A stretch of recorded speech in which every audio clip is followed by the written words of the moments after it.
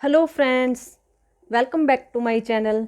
मेरा नाम है मीना मलिक और आपका मेरे यूट्यूब चैनल स्टडी लवर पर स्वागत है। जैसे कि लास्ट क्लास में हमने डिस्कस किया था, हमारा चैप्टर था 11th क्लास का फर्स्ट चैप्टर, वो हमने कंप्लीट कर लिया था। उसके अंदर हमने क्या क्या देखा था कि जो हमारे जो एग्जाम्पल हैं वो उनके सॉल्यूशंस देखे थे, साथ में कुछ न्यूमेरिकल भी हमने साथ साथ में डिस्कस किए थे। और जो हमारी जैसे कि हमारे पास क्या है, हम किस किस फॉर्म में रिप्रेजेंट कर सकते हैं सेट्स को, और जो इनके पावर सेट कैसे बनाते हैं और कॉम्प्लीमेंट कैसे लेते हैं, वेन डाइग्राम कैसे यूज़ करते हैं, वो सारी चीज़ें हम एक बार डिस्कस कर चुके हैं। लेकिन आज हम क्या करेंगे, आज हम रिवीजन करेंगे पूरे चैप्टर का। ठीक है, तो आई होप कि आपने मेरी वो वीडियोस देख ली होंगी, और अगर अब आपने वो वीडियोस नहीं देखी तो आपको डिस्क्रिप्शन बॉक्स में लिंक मिल जाएगा क्लास 11th प्लेलिस्ट, जो हमारा चैप्टर है सेट्स के नाम से, आप वहाँ से विजिट करके सभी वीडियोस देख सकते हो। ठीक है, तो चलिए अब हम क्या करते हैं, आज रिवीजन लेते हैं, क्विक रिवीजन एक शॉर्ट में ही। ठीक है, जिसके अंदर हम साथ में जो डेफिनेशंस हैं वो स्टडी करेंगे, एक दो एग्जाम्पल के साथ हम जो कंसेप्ट है उसको स्टडी करेंगे, रिवाइज करेंगे। ठीक है, तो चलिए बढ़ते हैं हमारे टॉपिक की तरफ। तो हमारा टॉपिक आज सेट्स, जो हमारा क्या है 11th क्लास के फर्स्ट चैप्टर है, उसका को हम क्या कर रहे हैं यहाँ, ये क्या है हमारी रिवीजन क्लास है। ठीक है, रिवाइज कर रहे हैं। तो रिवाइज करने के लिए हमें क्या करना पड़ेगा, यहाँ पे कुछ बेसिक जो कंसेप्ट है उनको पहले समझना पड़ेगा। तो जिन्होंने वो क्लास नहीं भी देखी तो उनके लिए भी ये बहुत बेनिफिशियल होगा, जिनको अगर थोड़ा बहुत सेट्स के बारे में पहले पता है तो यहाँ से आपको बिल्कुल क्लैरिफिकेशन हो जाएगा जो हमारे टॉपिक हैं, जो हमारे पॉइंट्स हैं उनके बारे में। तो जो यहाँ पे सबसे पहले है, तो हमारा जो सेट्स है, तो सेट्स के जो दाता हैं, मीन्स सेट्स किसने दिया था हमें, वो कौन थे, हमारे जॉर्ज कैंटर थे। जॉर्ज कैंटर ये हमारे मैथमेटिशियन थे, इन्होंने हमें दिया था सेट्स के बारे में। और ये सेट्स की जो डिस्कवरी थी वो कब हुई थी, जब उस टाइम पे वो कौन सी प्रॉब्लम सोल्व कर रहे थे, जब वो क्या है ट्रिग्नोमेट्रिक जो सीरीज़ होती हैं जैसे टेन थीटा साइन थीटा वाली, उनकी जो सीरीज़ की प्रॉब्लम थी वो उसको सोल्व कर रहे थे। तो उसको सोल्व करते करते इन्होंने किस चीज़ की डिस्कवरी की, एनकाउंटर किया, इन्होंने सेट्स को एनकाउंटर किया। ठीक है, तो थ्योरी ऑफ सेट्स कैसे आया, जब हम प्रॉब्लम कर रहे थे ट्रिग्नोमेट्रिक सीरीज़ की। ठीक है, तो अब इसके अंदर सबसे पहला जो हमारे पास पॉइंट है, सबसे पहला जो कंसेप्ट है वो कौन सा आता है, वो आता है हमारे पास सेट्स एंड देयर रिप्रेजेंटेशन। तो पहले तो हमें ये पता होना चाहिए कि सेट्स होते क्या हैं। तो जैसे कि हमें पता है सेट्स क्या है, हमारा वेल डिफाइंड कलेक्शन है। वेल डिफाइंड मीन्स अच्छे से हमें पता है कि हाँ उसके अंदर हमारे पास एलिमेंट कौन कौन से हैं। तो well defined collection of elements. ठीक है, तो एलिमेंट्स का वेल डिफाइंड जो कलेक्शन है हमारा, उसी को हम क्या बोलते हैं, सेट्स बोलते हैं। तो अब जो सेट्स हैं हमारे, वो भी क्या हैं, यहाँ पे कुछ एग्जाम्पल दे रखे हैं आपकी बुक में फर्स्ट पेज पे ही। उसके अंदर यहाँ पे कुछ एग्जाम्पल ऐसे दे रखे हैं जिससे हमें पता लगेगा कि हम सेट्स किस किस को बोलते हैं। तो सेट्स हमारे पास क्या होते हैं, टू टाइप्स के होते हैं, एक फाइनाइट और एक इनफाइनाइट। फाइनाइट मीन्स जिसके अंदर हम जो हमारे एलिमेंट्स हैं उनको काउंट कर सकें, और जो जहाँ काउंट ना कर सकें वो इनफाइनाइट। लेकिन यहाँ पे सिर्फ एक एग्जाम्पल के तौर पे कि सेट्स होते क्या हैं उनका एग्जाम्पल दिया हुआ है। जैसे हमें ओड नेचुरल नंबर बोल दें, तो ओड नेचुरल नंबर हमारे पास कैसे बन जाएंगे कि हमें पता है नेचुरल नंबर 1 से स्टार्ट होते हैं और इनफाइनाइट तक जाते हैं, लेकिन अब हमें क्या करना है, वहाँ पे ओड नेचुरल नंबर लिखने हैं। तो ओड नेचुरल नंबर के लिए हमें यहाँ पे क्या करने पड़ेंगे, जो 1 3 5 7 सो ऑन ऐसे करके एक सेट बना देंगे। या फिर क्या करें, अगर हमें बोल दें odd natural number less than 10, तो लेस देन 10 बोलेंगे तो 1 3 5 7 और क्या आएगा यहाँ पे 9। ठीक है, तो लेस देन 10 ये हो गए हमारे पास। तो ऐसे करके हम क्या कर सकते हैं, हम एक सेट बना सकते हैं, और सेट को हम हमेशा इस ब्रैकेट के अंदर ही लिखते हैं जब हम उसको फॉर्म में लिखें। तो इसकी दो फॉर्म होती हैं हमारे पास, एक रोस्टर फॉर्म और एक सेट बिल्डर फॉर्म। तो जो सेट बिल्डर फॉर्म है और रोस्टर फॉर्म है उसको देख लेते हैं अब हम। ठीक है, तो यहाँ पे क्या है, जो हमारा सेट्स हैं उसको हम दो टाइप में रिप्रेजेंट कर सकते हैं, एक सेट बिल्डर फॉर्म में और एक सेट बिल्डर फॉर्म में और एक रोस्टर फॉर्म में। तो जो सेट बिल्डर फॉर्म है वो तो है हमारी ये वाली, ठीक है, और जो रोस्टर फॉर्म है वो है हमारी ये वाली। तो जो रोस्टर फॉर्म है उसके अंदर हम क्या काम करते हैं, रोस्टर फॉर्म में हम काउंटिंग की फॉर्म में लिखते हैं, जैसे 1 3 5 7 9 हमने लिख दिया, ये हमारा क्या है, एक रोस्टर फॉर्म है। और सेट बिल्डर फॉर्म क्या थी, ओड नेचुरल नंबर, कि हम यहाँ पे क्या लिखें, set of odd natural number less than 10, तो वो हमारी कैसी फॉर्म थी, वो हमारी सेट बिल्डर फॉर्म थी। बस वहाँ पे रिप्रेजेंटेशन के तौर पे हम क्या करते हैं, उसको ब्रैकेट के अंदर लिख देते हैं। एक अलग से स्टेटमेंट होती है, जैसे ये स्टेटमेंट लिख दी उन्होंने डायरेक्ट, तो वो हमारा सेट नहीं है। सेट कैसा होगा, जब हम उसको ब्रैकेट की फॉर्म में डाल दें तब वो हमारा सेट बन जाएगा। ठीक है, अब वो डिपेंड करेगा कि आगे वो हमारा डिफाइंड है या फिर नॉट डिफाइन है, मीन्स आई मीन इनफाइनाइट है या फिर फाइनाइट है। ठीक है, तो अब यहाँ पे हमारे पास जो कुछ एग्जाम्पल हैं सेट्स के, तो वो कौन कौन से हैं जो हम नेचुरली यूज़ करते हैं, फिर आगे रिप्रेजेंटेशन भी यूज़ करते हैं। जैसे कि हमारे पास क्या होते हैं, नेचुरल नंबर होते हैं जिनको हम एन से रिप्रेजेंट करते हैं। फिर हमारे पास होता है इंटीजर्स, जिसके अंदर पॉजिटिव इंटीजर नेगेटिव इंटीजर भी आते हैं। ठीक है, और फिर उसके बाद हमारे पास है रैशनल नंबर, फिर है हमारे पास रियल नंबर, फिर है हमारे पास यहाँ पे इरेशनल नंबर। ठीक है, तो ये हमारे कुछ सेट्स होते हैं जो हमारे, जिनके अंदर क्या होता है, वेल डिफाइंड कलेक्शन होता है एलिमेंट्स का, तो इसलिए हम इनको क्या बोलते हैं, सेट्स बोलते हैं। लेकिन सेट्स यहाँ इनफाइनाइट और फाइनाइट नहीं बोल रहे हम, यहाँ सिर्फ हम सेट्स बोल रहे हैं उसको। ठीक है, तो अब हमें यहाँ से ये तो पता लग गया कि हमारी रोस्टर फॉर्म और सेट बिल्डर फॉर्म होती क्या है। तो हम अब इसको एक एग्जाम्पल की हेल्प से देख लेते हैं। तो सबसे पहले तो ये है कि जो हमारी सेट बिल्डर फॉर्म है और जो हमारी रोस्टर फॉर्म है, ये हम यूज़ क्यों कर रहे हैं, ये हम क्या कर रहे हैं, रिप्रेजेंटेशन के लिए यूज़ कर रहे हैं। तो अगर हम सेट बिल्डर फॉर्म की बात करें तो इसके अंदर हम बोल सकते हैं, जैसे अगर हम जब 5th क्लास में थे या फिर 4th क्लास में थे, हम लिखते थे वर्ड्स में और नंबर्स में। ठीक है, शब्दों में और अंकों में लिखते थे हम नंबर्स को। तो वही चीज़ है ये हमारी सेट बिल्डर फॉर्म भी और रोस्टर फॉर्म भी। कैसे, अगर हम सेट बिल्डर फॉर्म की बात कर रहे हैं तो यहाँ पे हमें वर्ड्स में लिखना है वो चीज़। ठीक है, और अगर हम रोस्टर की बात कर रहे हैं तो यहाँ पे वो नंबर्स में लिखनी है वो चीज़। ठीक है, जैसे हम लिखते थे 1005, 1005 हमारा ऐसे लिखा जाएगा नंबर की फॉर्म में, लेकिन अगर हम इसको वर्ड्स की फॉर्म में लिखें तो 1005 ऐसे लिखेंगे। ठीक है, तो इसका मतलब ये हमारी क्या है, सेट बिल्डर फॉर्म है, और ये हमारी क्या है, रोस्टर फॉर्म है, अगर हम इसको ब्रैकेट की फॉर्म में लिख दें। ठीक है, तो अगर हम इसकी, ये तो हमने वैसे एग्जाम्पल लिया कि कंपेयर करने के लिए, लेकिन अगर हम यहाँ पे बात करें एक एग्जाम्पल जो आपकी बुक में दे रखा है उसके अकॉर्डिंग, तो उसके अकॉर्डिंग हमारे पास सेट बिल्डर फॉर्म और रोस्टर फॉर्म कैसे लिखते हैं हम, अब वो देख लेते हैं हम।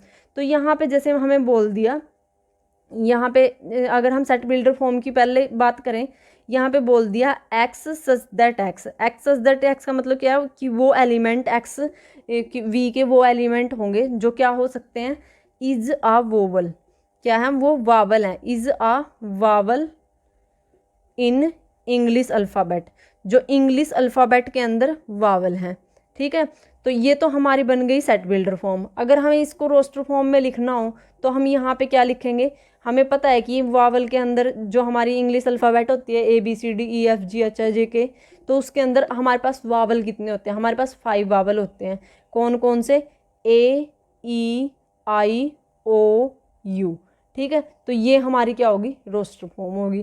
ठीक है, तो यही चीज़ हमने यहाँ पे इंग्लिश मतलब वर्ड्स में लिख दी, और यहाँ पे हमने वो डायरेक्ट जो हमारे नंबर थे वही उठा के लिख दिए। तो ये हमारी ये क्या है, सेट बिल्डर फॉर्म है, और ये क्या है, हमारी रोस्टर फॉर्म है।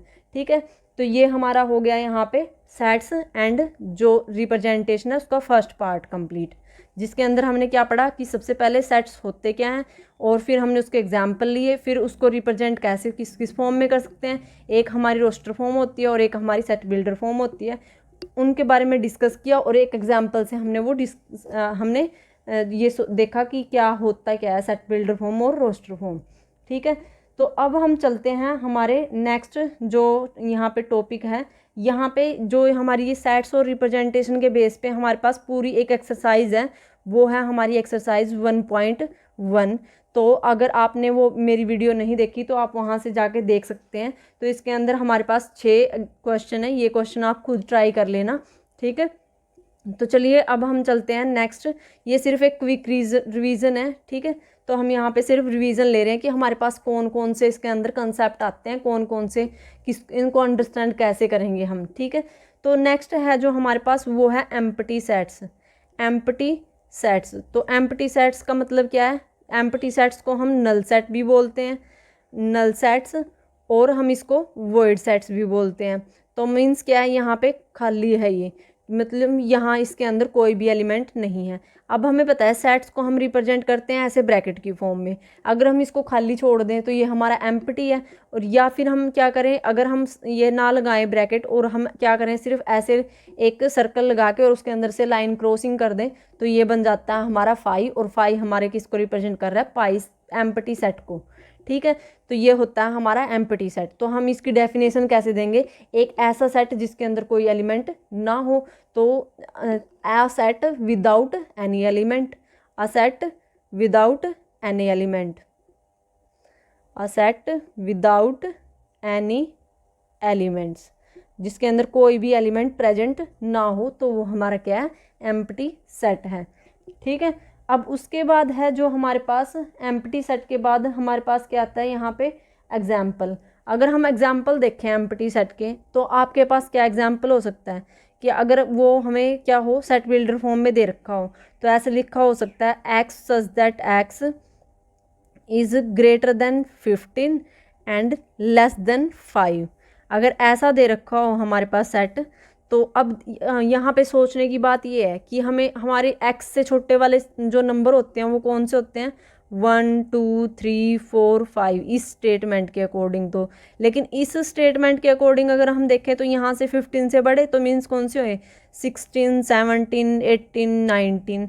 तो इसका मतलब इनके अंदर तो कुछ भी चीज़ कॉमन नहीं आई ना। तो इसका मतलब जो ये हमारा v जो सेट दिया है इन्होंने सेट बिल्डर फॉर्म की रिप्रेजेंटेशन में, ठीक है, तो ये हमारा कैसा है? एक एम्प्टी सेट है। या तो ऐसे करके रिप्रेजेंट कर लो या फिर ऐसे करके रिप्रेजेंट कर लो। अगर और एग्जाम्पल देखने हैं आपको एम्प्टी सेट के, तो वो क्या हो सकते हैं कि हम बोल सकते हैं यहाँ से कि हमारे पास क्या है? x एक ऐसा एलिमेंट है जो 2 से तो छोटा है और 1 से बड़ा है। क्या बोल सकते हैं हम? एक ए सेट है हमारे पास, उसके अंदर जो x एलिमेंट है वो x है, ठीक है। और जो x है हमारा एक ऐसा एलिमेंट है जो 1 से तो बड़ा है लेकिन 2 से छोटा है, और वो क्या है? एक नेचुरल नंबर है, which is a natural number. तो अगर वो नेचुरल नंबर है और 1 और 2 के बीच में क्या कोई नेचुरल नंबर एग्जिस्ट करता है? नहीं करता, ठीक है। तो इसका मतलब ये हमारा क्या हुआ? एम्प्टी सेट हुआ ये भी, ठीक है। तो हम इसको भी ऐसे ओपन ब्रैकेट या फिर सॉरी एक ब्रैकेट एम्प्टी ब्रैकेट या फिर एक फाई की फॉर्म में रिप्रेजेंट कर सकते हैं। तो ये था हमारा एम्प्टी सेट का फैक्ट, ठीक है, कंसेप्ट। तो अब हमने क्या किया? सबसे पहले हमने सेट डिस्कस किए, सेकंड फॉर्म पे हमने सेट बिल्डर और रोस्टर फॉर्म डिस्कस की, थर्ड फॉर्म में पार्ट में हमने एम्प्टी सेट्स डिस्कस कर लिए। अब हम यहाँ पे डिस्कस करेंगे जो हमारे फाइनाइट और इनफाइनाइट सेट्स हैं उनके बारे में। तो अब यहाँ पे देखो हमारे पास है फाइनाइट और इनफाइनाइट सेट्स।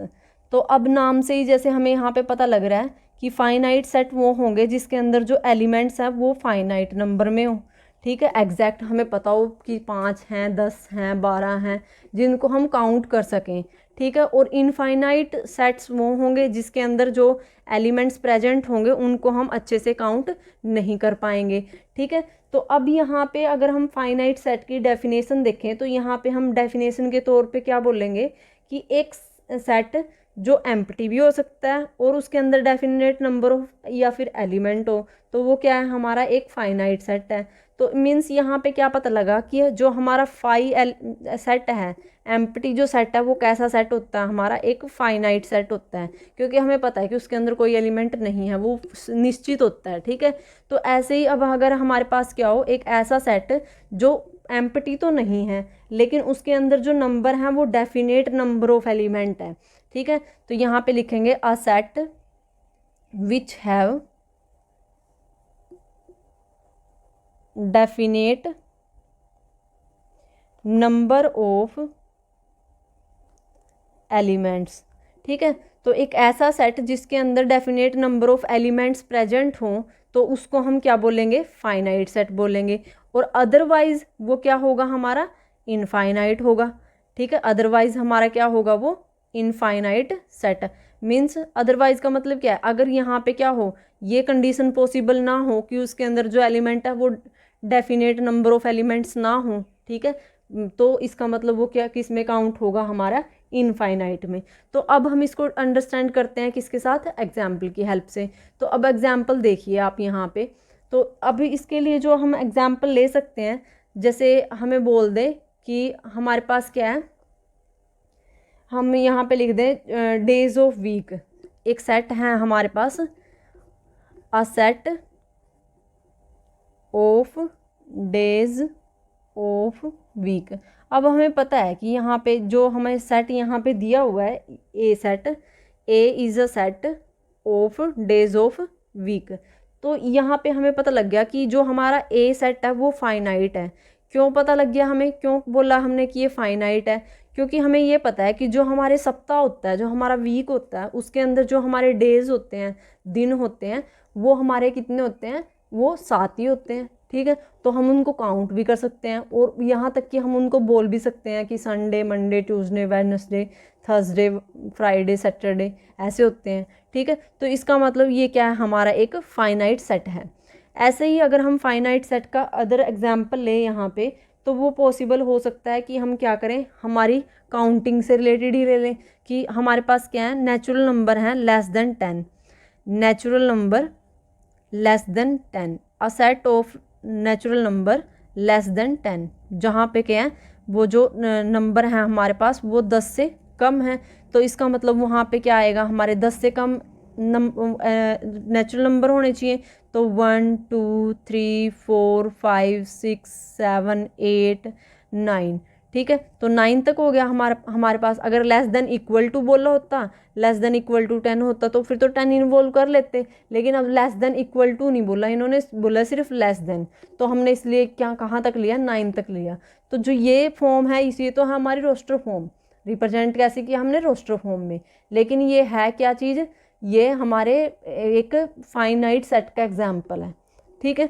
अगर अब हम बात करें यहाँ पे इनफाइनाइट सेट की, तो इनफाइनाइट सेट किसको बोलेंगे, डेफिनेशन कैसे देंगे हम उसकी, a set which do not have definite number of element, जिसके अंदर हमारे पास क्या है, डेफिनेट नंबर ऑफ एलिमेंट नहीं होंगे। अगर डेफिनेट नंबर ऑफ एलिमेंट नहीं होंगे तो इसका मतलब उसके अंदर इनफाइनाइट एलिमेंट होंगे।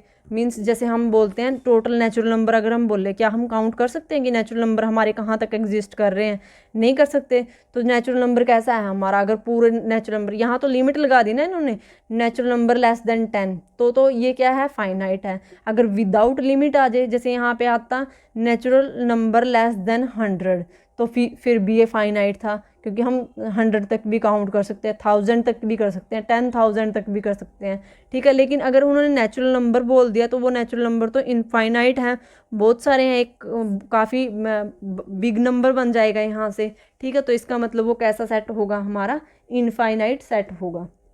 या फिर हम बोल दें यहाँ पे set of points on the line. एक लाइन पे तो बहुत सारे पॉइंट हो सकते हैं, जैसे हमने एक लाइन ड्रॉ कर रखी है ये, ठीक है। तो यहाँ पे पॉइंट, यहाँ पे भी, यहाँ पे भी, यहाँ पे भी, बिल्कुल एक पॉइंट के बीच में भी पॉइंट ले सकते हैं, इसको हम अच्छे से एक्सटेंड करके अगर हम देखें इसको, ठीक है। तो इसका मतलब ये हमारी क्या है, ये हमारा इनफाइनाइट का एग्जाम्पल है कि अगर हम नंबर्स पॉइंट्स रिप्रेजेंट करें लाइन के ऊपर। या फिर हम बोल सकते हैं natural number, whole number, real number, integers, ये सारे क्या हैं, हमारे इनफाइनाइट नंबर ऑफ सेट्स हैं, ठीक है।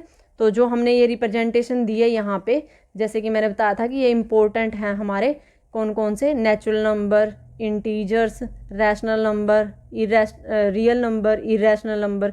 तो ये जो सारी रिप्रेजेंटेशन हमने दे रखी हैं, ये सारे किसके एग्जाम्पल हैं, ये हमारे इनफाइनाइट के हैं। अगर हम इनमें लिमिट लगा दें, less than 10, less equal to this, less than equal to 100, less than equal to 500, ठीक है, तब हमारे ये फाइनाइट बन सकते हैं। लेकिन अदरवाइज़ ये कैसे एलिमेंट, कैसे सेट हैं, हमारे इनफाइनाइट सेट हैं, ठीक है। तो ये था हमारा जो फाइनाइट सेट और इनफाइनाइट सेट का कंसेप्ट था, वो हमने यहाँ पे डिस्कस कर लिया कम्प्लीटली, ठीक है। और हमने एग्जाम्पल भी देख लिए। अब उसके बाद हमारे पास आता है इक्वल सेट्स। तो अब इक्वल सेट्स क्या होते हैं, अब उनके बारे में देख लेते हैं।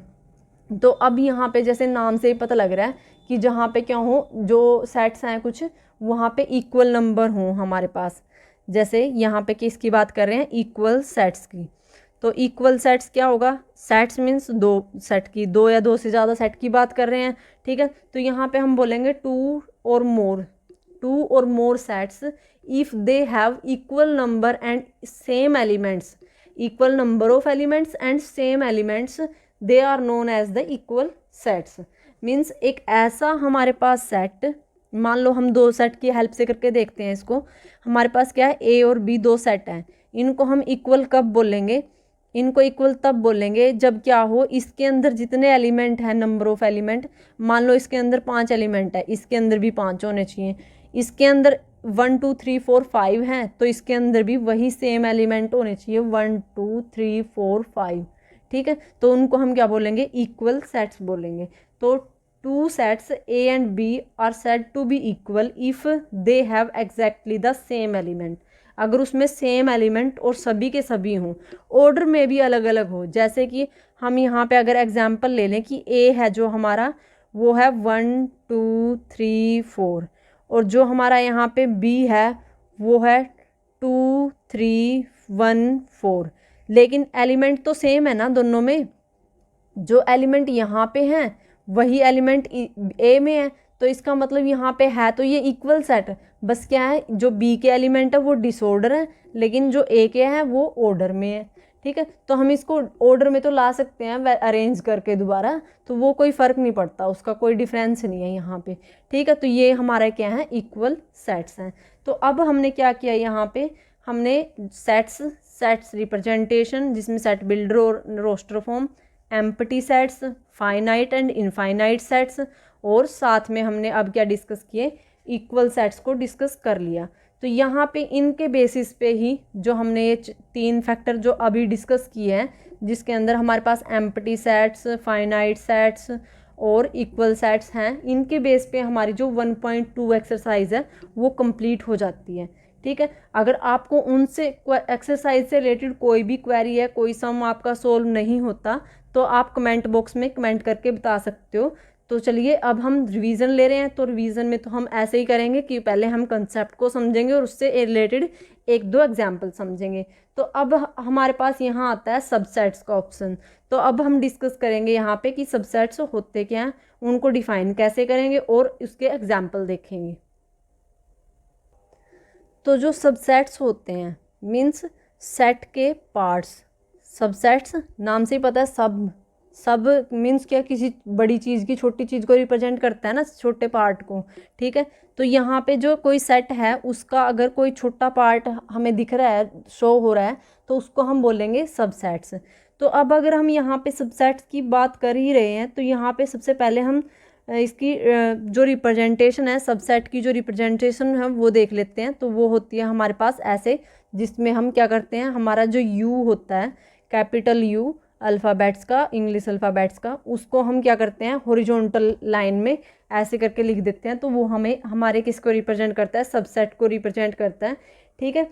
तो अगर इसका हम एक एग्जांपल लें जिससे आपको और भी अच्छे से समझ में आएगा कि सबसेट्स होते क्या हैं। अगर हम क्या करें, एक स्कूल के, एक क्लास के स्टूडेंट ले लेते हैं, एक्स हैं, एक्स के अंदर हम लेते हैं एक sets of all students of a school. एक स्कूल के हमने सभी के सभी स्टूडेंट्स ले लिए, ठीक है। मे बी वो 500 हो सकते हैं, 5000 भी हो सकते हैं। और एक हमने सेट ले लिया वाई, उसके अंदर हमने ले लिए sets of all students of class 11 के ले लिए हमने उसी स्कूल के, ठीक है। तो उस स्कूल के हमने क्लास 11 के जो स्टूडेंट्स लिए हैं, वो हमारे उन स्टूडेंट्स में भी तो काउंट हो रहे हैं ना, जो हमने एक्स वाला सेट लिया है, ठीक है। तो वो इसके अंदर भी हैं और वो इसके अंदर भी हैं। तो इसका मतलब जो हमारा वाई है वो सबसेट हो गया किसका, एक्स का। जो छोटा सेट होता है वही हमारा सबसेट होता है, ठीक है। तो मीन्स हम लिखेंगे यहाँ पे जो वाई है वो सबसेट है हमारा किसका, एक्स का। तो यहाँ से हमें पता लग गया कि जो वाई है वो हमारा क्या है, सबसेट है एक्स का, इसलिए हमने इसको इस फॉर्म में रिप्रेजेंट किया। इसके और एग्जाम्पल हम क्या देख सकते हैं, हम देख सकते हैं कि हमारे पास क्या है। जैसे हम बात कर रहे हैं यहाँ पे, हमने एक सेट ले लिया ए, उसको हमने डिफाइन कर दिया जिसके अंदर 1 से लेके 10 तक की काउंटिंग एग्जिस्ट करती है। फिर हमने एक बी सबसेट ले ली, एक सेट ले लिया बी, उसके अंदर हमारे पास 2 3 4 5 6 एग्जिस्ट करता है। ठीक है, अब इसके अंदर भी 2 3 4 5 6 हैं और इसके अंदर भी 2 3 4 5 6 एग्जिस्ट करता है, हमें पता है। ठीक है, तो इसका मतलब ये वाला जो हमारा सेट है ये इसका क्या हुआ, सबसेट हुआ। तो हम लिखेंगे यहाँ पे A B is subset of ए।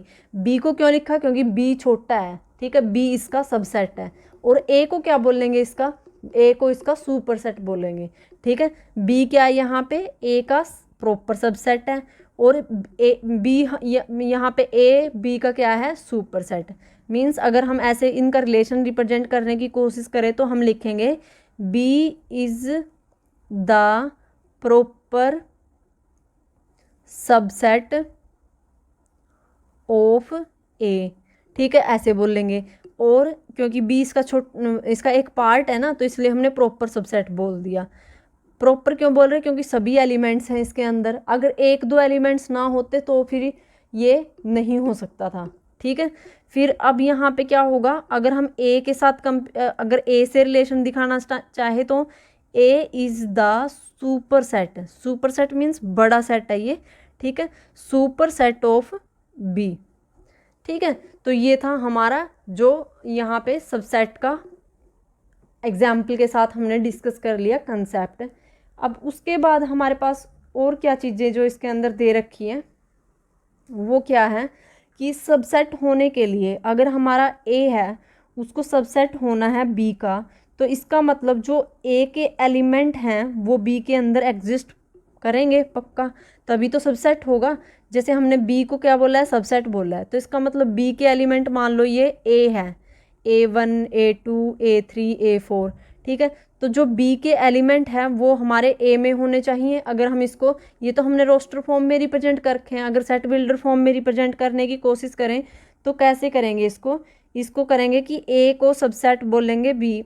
यहाँ पे बी है ना हमारे पास, यहाँ पे बी सबसेट है, तो अगर हम बोलें बी हमारा सबसेट होगा ए का, कब, अगर हमारे पास क्या हो, जो ए एलिमेंट हैं हमारे बी सबसेट के वो हमारे एग्जिस्ट करते हो किसके अंदर, ए के अंदर भी, सभी के सभी।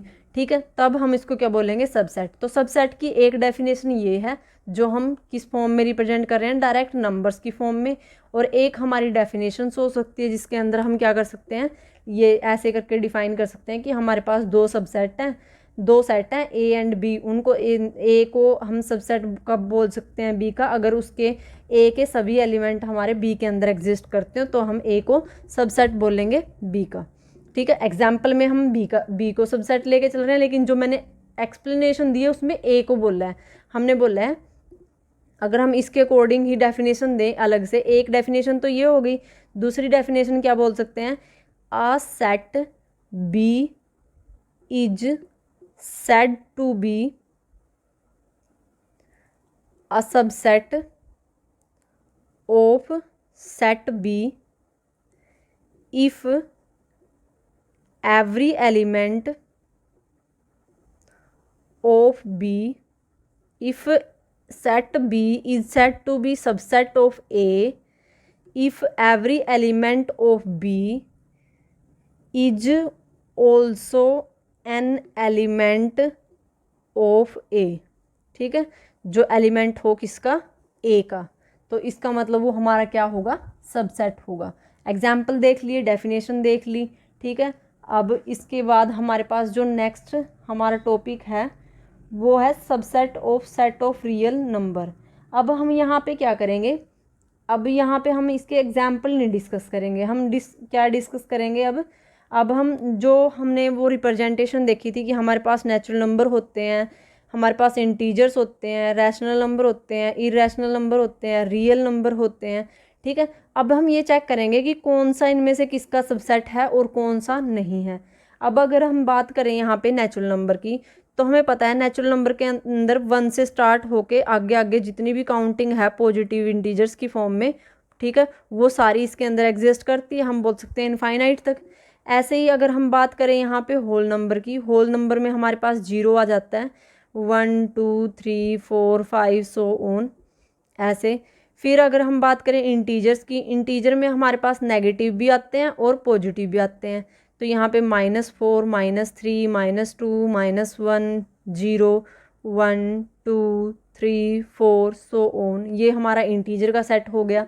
अब अगर हम यहाँ पे बात करें हमारे जेड, अब हम बात करें यहाँ पे क्यू की, तो पहले आप ये बताइए जो हम यहाँ पे रिप्रेजेंटेशन दे रहे हैं इन सेट्स को, ये रिप्रेजेंटेशन कौन सी है। ठीक है, आप यहाँ पे 45 सेकंड का टाइम लीजिए, फिर मैं आपको बताऊंगी कि इसका आंसर क्या होगा। अगर आपको इसका आंसर पता है तो आप पहले कमेंट बॉक्स में कमेंट करके बता दीजिए। ठीक है, तो चलिए अब हम क्यू की रिप्रेजेंटेशन देख लेते हैं, तब तक आपका 45 सेकंड होते हैं। तो यहाँ पे हम क्या बात कर रहे थे, क्यू की। तो क्यू क्या है, हमारा रैशनल नंबर है। तो रैशनल नंबर के फॉर्म में कैसे रिप्रेजेंट होंगे, रैशनल नंबर वाले हमें पता है p/q की फॉर्म में होते हैं। तो यहाँ पे 5/7 पॉजिटिव में भी आएंगे और नेगेटिव में भी आएंगे। ठीक है, पॉजिटिव रैशनल नंबर भी हो सकते हैं और नेगेटिव रैशनल नंबर भी हो सकते हैं। यहाँ पे 3/2 1/2 ये भी आते हैं इसके अंदर, 0 1 2 3 4 भी, क्योंकि इनके बाय में भी 1 है ना। ठीक है, और जो मैंने अभी क्वेश्चन पूछा उसका आंसर क्या है कि ये जो ये फॉर्म दे रखी है ये कैसी फॉर्म है, हमारी रोस्टर फॉर्म है। ठीक है, क्योंकि हमने यहाँ पे वर्ड्स का यूज़ नहीं कर रखा, अगर वर्ड्स का यूज़ होता तो ये हमारी सेट बिल्डर फॉर्म होती है। अब यहाँ पे सिर्फ हमने नंबर्स को रिप्रेजेंट कर रखा है, तो ये हमारी क्या है, एक रोस्टर फॉर्म है।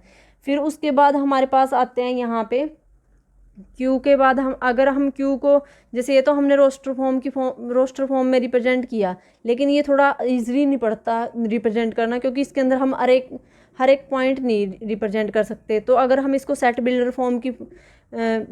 बिल्डर फॉर्म में रिप्रेजेंट करना चाहें तो कैसे रिप्रेजेंट करेंगे, x such that x is equal to p/q, p/q belong to z and q is equal to does not is equal to 0। अब हमें पता है कि रैशनल नंबर को हम p/q की फॉर्म में लिख सकते हैं। तो यहाँ पे जो इस q के जो एलिमेंट होंगे वो p/q की फॉर्म में होंगे, और जो p और q है वो हमारे इंटीजर हो सकते हैं, पॉजिटिव भी हो सकते हैं और नेगेटिव भी हो सकते हैं, जैसे हमने यहाँ पे रिप्रेजेंट किया। और जो q है वो हमारा 0 नहीं हो सकता, अगर 0 हो गया तो फिर तो वो अनडिफाइंड हो जाएगा ना नंबर, तो उसको तो हम डिफाइंड ही नहीं कर सकते। तो इसका मतलब ये हमारी क्या है, यहाँ पे हमारी क्यू की सेट बिल्डर फॉर्म है।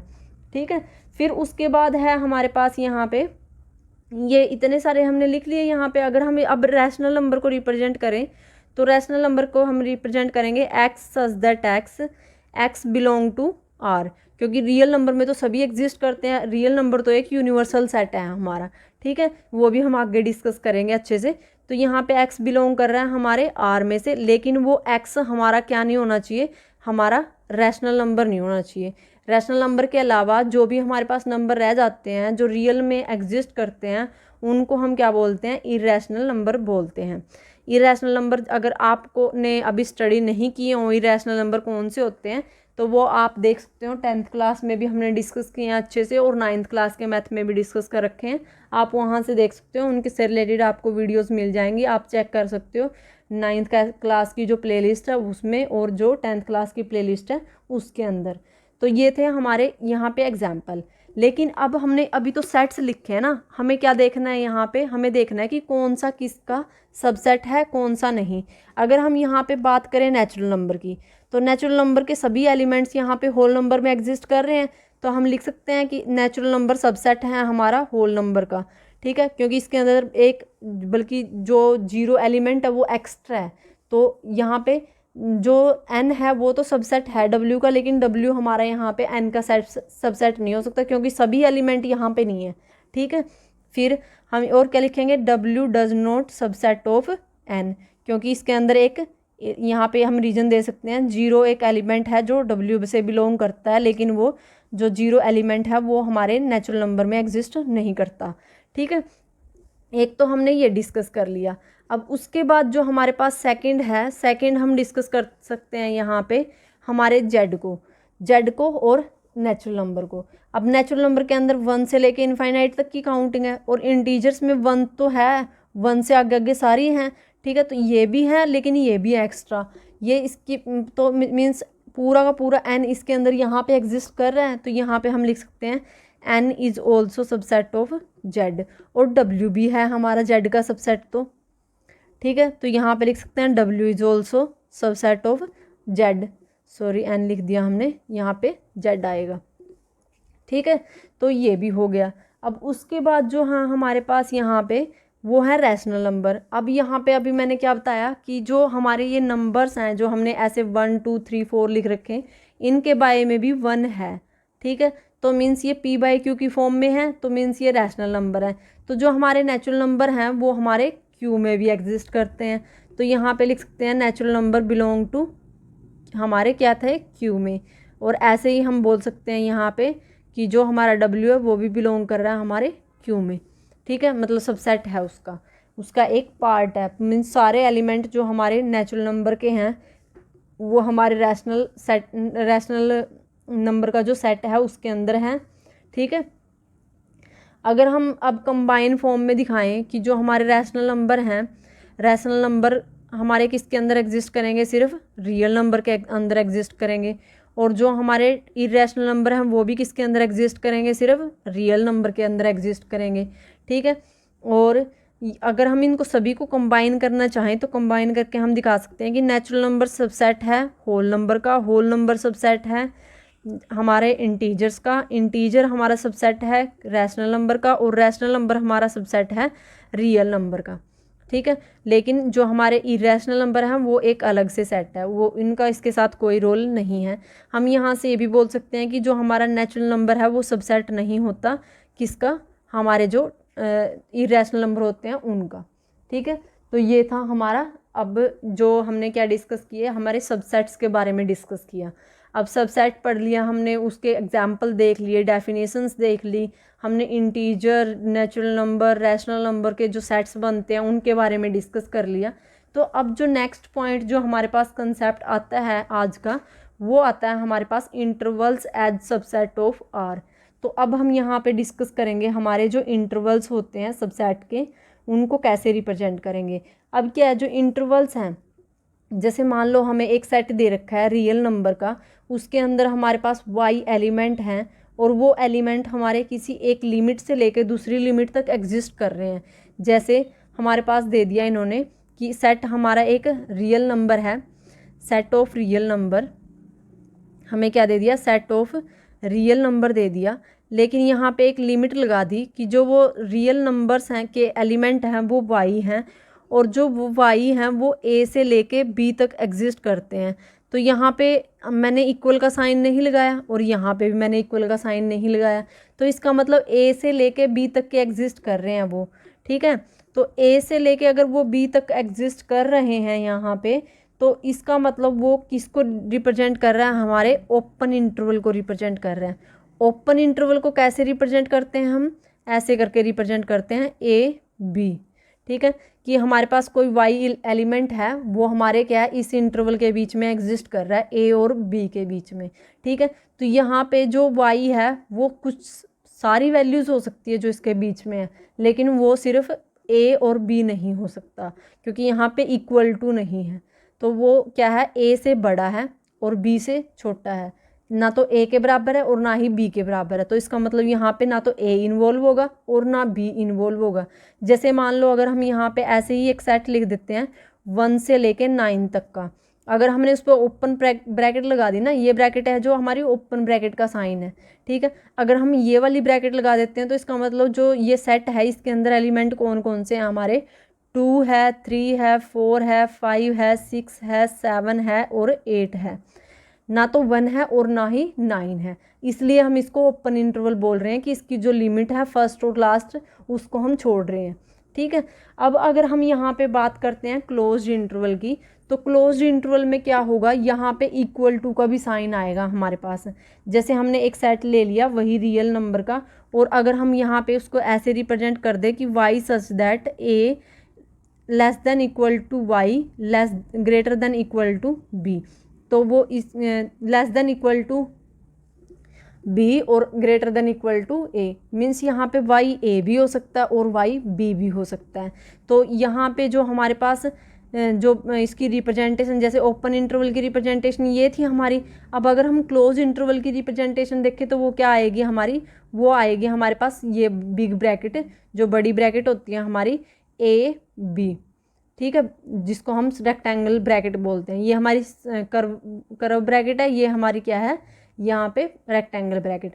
तो अब ऐसी वाली ब्रैकेट आती है यहाँ पे चकोर सी, ठीक है। तो अब यहाँ पे इसका मतलब क्या, अगर हम यहाँ पे 1 से 9 लिखते हैं ना, तो इसका मतलब यहाँ पे 1 भी इन्वॉल्व होगा और 9 भी।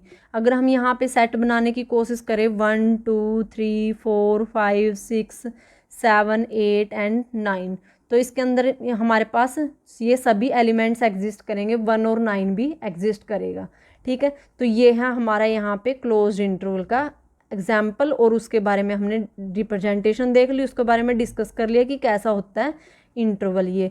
और जब उसको हम roster form set builder form में रिप्रेजेंट करते हैं तो ऐसे रिप्रेजेंट करते हैं, और जब रोस्टर फॉर्म में रिप्रेजेंट करते हैं तो ऐसे। ये हमारी रोस्टर फॉर्म है क्लोज्ड इंटरवल की, और ये हमारी सेट बिल्डर फॉर्म है। ऐसे ही ये हमारी रोस्टर फॉर्म है ये हमारी रोस्टर फॉर्म है ओपन इंटरवल की, और ये हमारी सेट बिल्डर फॉर्म है ओपन इंटरवल की।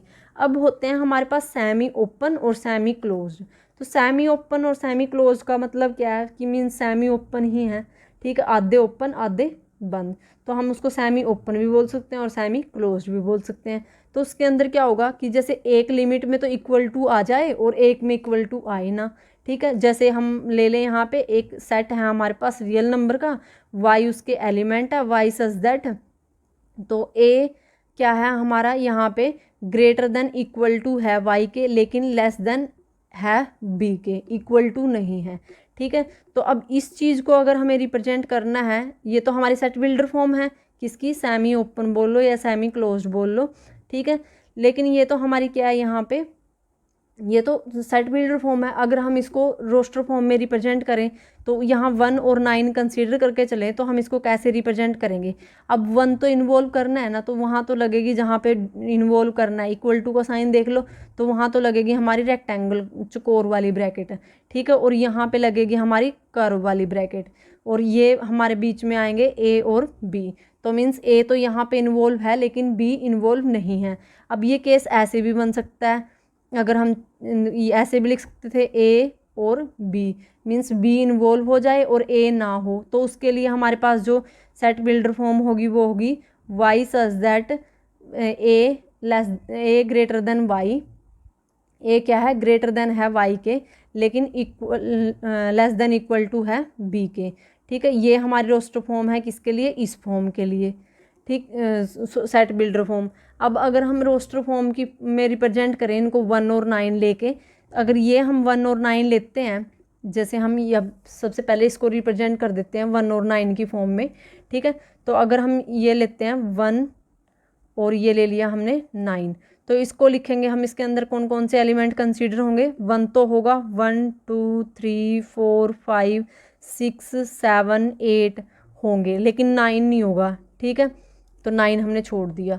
अब अगर इसकी फॉर्म रिप्रेजेंट करें यहाँ पे, तो इसके केस में होगा A1 9, और यहाँ पे ये बड़ी ब्रैकेट है, यहाँ पे बड़ी है तो इसका मतलब ये इन्वॉल्व है, तो यहाँ पे होगा 2 3 4 5 6 7 8 एंड 9, ठीक है। तो ये है हमारी जो क्या है रोस्टर फॉर्म है, जो हमने एग्जाम्पल लिए open interval semi open interval के, ठीक है। ये उनके एग्जाम्पल्स की हेल्प से हमने इनको डिस्कस कर लिया, ठीक है। तो आई होप कि यहाँ तक आपको कोई प्रॉब्लम नहीं होगी। तो हमने सबसेट को भी डिस्कस कर लिया और सबसेट के जो इंटरवल्स थे उनको भी डिस्कस अच्छे से कर लिया।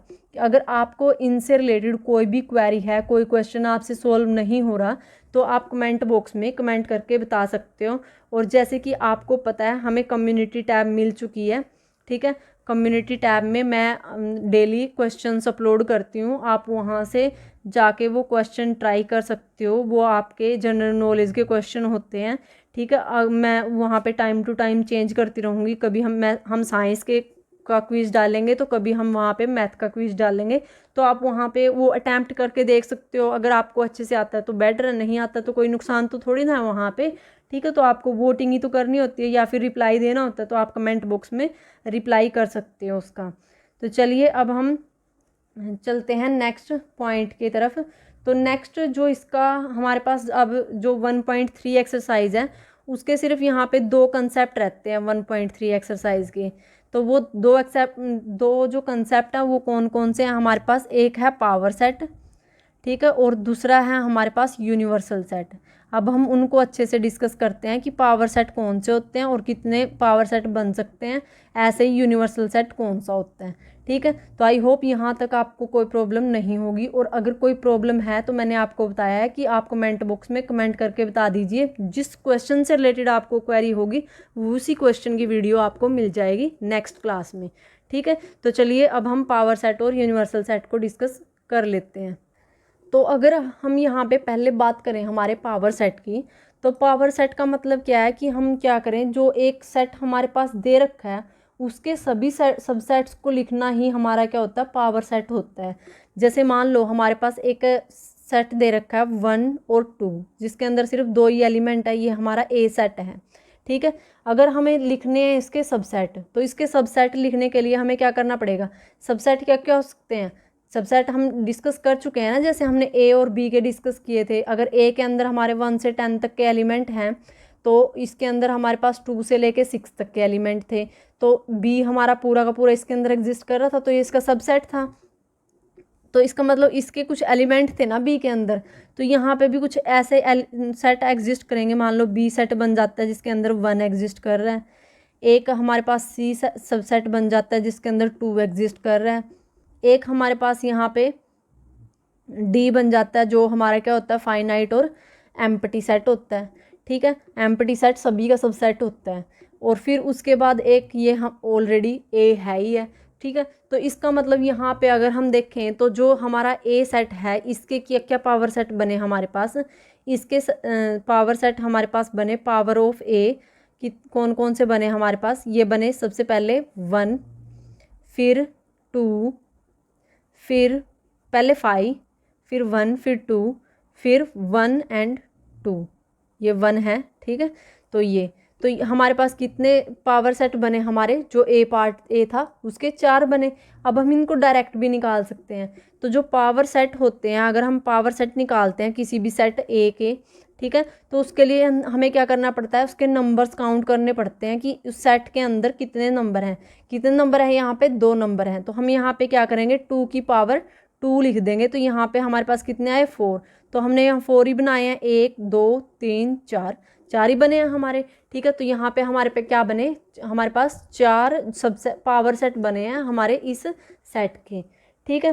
तो ये होता है हमारा पावर सेट का कंसेप्ट। अब उसके बाद हमारे पास आते हैं यूनिवर्सल सेट वाला। तो अब हम यहाँ पे डिस्कस कर लेते हैं यूनिवर्सल सेट होता क्या है। तो यूनिवर्सल सेट, जैसे कि मैंने बोला कि यूनिवर्सल सेट रियल नंबर होते हैं।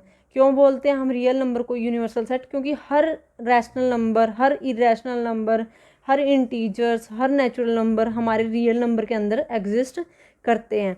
जैसे कि अभी हमने लास्ट पार्ट में जब डिस्कस किए थे, हमने इंटरवल और सबसेट डिस्कस किए थे, तो उसके अंदर हमने देखा था कि जो n था वो सबसेट था हमारा इंटीजर्स का, इंटीजर सबसेट थे हमारे रैशनल नंबर के, रैशनल नंबर हमारे सबसेट थे रियल नंबर के, और जो हमारे इरेशनल नंबर थे वो भी हमारे रियल नंबर के सबसेट थे। मीन्स इन सभी को मिला के हम बोल सकते हैं कि हमारे पास रियल नंबर बनता है। तो रियल नंबर, ये भी रियल नंबर में एग्जिस्ट करते हैं, ये भी करते हैं, ये भी करते हैं, ये भी करते हैं। तो इसका मतलब रियल नंबर हमारा क्या है, यहाँ पे एक यूनिवर्सल सेट है। ये तो किसके केस में था, इनके केस में था जो ये एग्जाम्पल हूँ। अगर हमारे पास दे दें यहाँ पे, जैसे मान लो ए सेट दे दिया हमें यहाँ पे 1 से लेके 6 तक की काउंटिंग, और हमें बी सबसेट दे दिया हमें 6 से लेके 12 तक की काउंटिंग, ठीक है। तो यहाँ पे यूनिवर्सल सेट क्या बनेगा इसका, इस जो यूनिवर्सल सेट दे दिया हम जो बन सकता है यहाँ पे, वो क्या बनेगा, जिसके अंदर ए के भी सारे एलिमेंट्स एग्जिस्ट करते हो और बी के भी। तो ए और बी का यूनिवर्सल सेट हमारा बनेगा 1 2 3 4 5 6 7 8 9 10 11 12 13 14, कितने भी डाल सकते हैं हम एक्स्ट्रा, तो ठीक है। लेकिन ये सारे एग्जिस्ट जरूर करने चाहिए, जैसे ए के भी सारे एग्जिस्ट कर रहे हैं और बी के भी सारे एग्जिस्ट कर रहे हैं, फिर एक्स्ट्रा एलिमेंट बच जाए तो कोई प्रॉब्लम नहीं है। तो ऐसे सेट को हम बोलते हैं यूनिवर्सल सेट, ठीक है। तो ये था हमारा 1.3 से रिलेटेड जितने भी हमारे पास फैक्ट थे, जितने भी कंसेप्ट थे, वो हमने डिस्कस कर लिए। अगर आपको 1.3 एक्सरसाइज में कोई क्वेरी है, कोई न्यूमेरिकल नहीं सोल्व हो रहा, तो आप कमेंट बॉक्स में कमेंट करके पूछ सकते हैं, मैं आपको वहाँ पे भी और वीडियो दिखा दूँ, अवेलेबल करवा दूँगी। लेकिन उससे पहले आप क्या करना, जो मैंने पहले ऑलरेडी 9 वीडियोस डाली हुई है इनसे रिलेटेड, ठीक है, वो ज़रूर देख लेना, क्योंकि मे बी वो क्वेश्चन हमने वहाँ पे डिस्कस कर रखा हो, ठीक है, जो आपको नहीं आता हो। तो चलिए अब हम चलते हैं हमारे नेक्स्ट जो टॉपिक है, हमारा कंसेप्ट ऑफ 1.9 टॉपिक है हमारा 13 पेज पे, वो है वेन डाइग्राम। तो वेन डाइग्राम के बारे में डिस्कस कर लेते हैं कि वेन डाइग्राम होता क्या है। वेन डाइग्राम क्या होती है, कोई वही रिप्रेजेंटेशन ही होती है सेट को, कि हम क्या करें, सेट को डायग्राम की फॉर्म में रिप्रेजेंट कर दें। ठीक है, डायग्राम की फॉर्म में कैसे रिप्रेजेंट कर सकते हैं हम सेट को, यहाँ पे क्या करते हैं, या तो एक हम रेक्टेंगल और या फिर सर्कल की हेल्प से करते हैं। जो रेक्टेंगल होता है ये हमारे यूनिवर्सल सेट, जैसे अभी हमने बताया ना यूनिवर्सल सेट, जिसके अंदर सारे सेट एग्जिस्ट कर रहे हैं, तो यहाँ पे हमने यूनिवर्सल सेट लिख दिया। और जो सर्कुलर फॉर्म में रिप्रेजेंट करेंगे ये हम सब सेट्स को रिप्रेजेंट करेंगे। ठीक है, तो अब हम यहाँ पे अगर मान लो एक एग्जाम्पल ले लेते हैं, हम यहाँ पे इसी का एग्जाम्पल लेते हैं। ठीक है, तो इसके एग्जाम्पल को हम कैसे रिप्रेजेंट करेंगे, अगर सबसे पहले हमारे पास यूनिवर्सल सेट कौन सा होएगा, रियल नंबर होगा। तो हमने यहाँ पे क्या कर लिया, ये रियल नंबर का की रिप्रेजेंटेशन दे दी रेक्टेंगल फॉर्म में। अब उसके बाद क्या है, नेचुरल नंबर, वो इंटीजर के अंदर एग्जिस्ट करते हैं, सारे के सारे इंटीजर्स रैशनल नंबर के अंदर एग्जिस्ट करते हैं, और रैशनल नंबर हमारे इरेशनल नंबर रियल नंबर के अंदर एग्जिस्ट करते हैं, और ये चीज़ अलग से है हमारे पास। तो यहाँ पे हम टी को तो अलग से रिप्रेजेंट कर देते हैं, क्योंकि वो तो किसी के अंदर एग्जिस्ट करता ही नहीं। अब अगर हमें यहाँ पे रिप्रेजेंट करना है एन जेड क्यू और आर को, तो इसको कैसे रिप्रेजेंट करेंगे, ये आर है, आर के अंदर हम पहले क्या करेंगे, बड़ी फॉर्म रिप्रेजेंट करेंगे। बड़ी फॉर्म कौन सी है, क्यू है, तो ये हमने क्यू को रिप्रेजेंट कर दिया। अब क्यू के अंदर ही हमारे जेड एग्जिस्ट कर रहे हैं, तो हमने यहाँ पे जेड को एग्जिस्ट कर दिया, रिप्रेजेंट कर दिया। अब जेड के अंदर ही हमारे नेचुरल नंबर है, तो ये हमने नेचुरल नंबर को रिप्रेजेंट कर दिया। ठीक है, तो ऐसे करके हम जो हमारे वेन डाइग्राम है, ठीक है, वो प्लॉट कर सकते हैं, मीन्स डायग्राम की हेल्प से रिप्रेजेंट कर सकते हैं कि हाँ इनको हम कैसे दिखाएंगे कि हमारे कौन कौन से एग्जिस्ट कर रहे हैं, कौन से नहीं।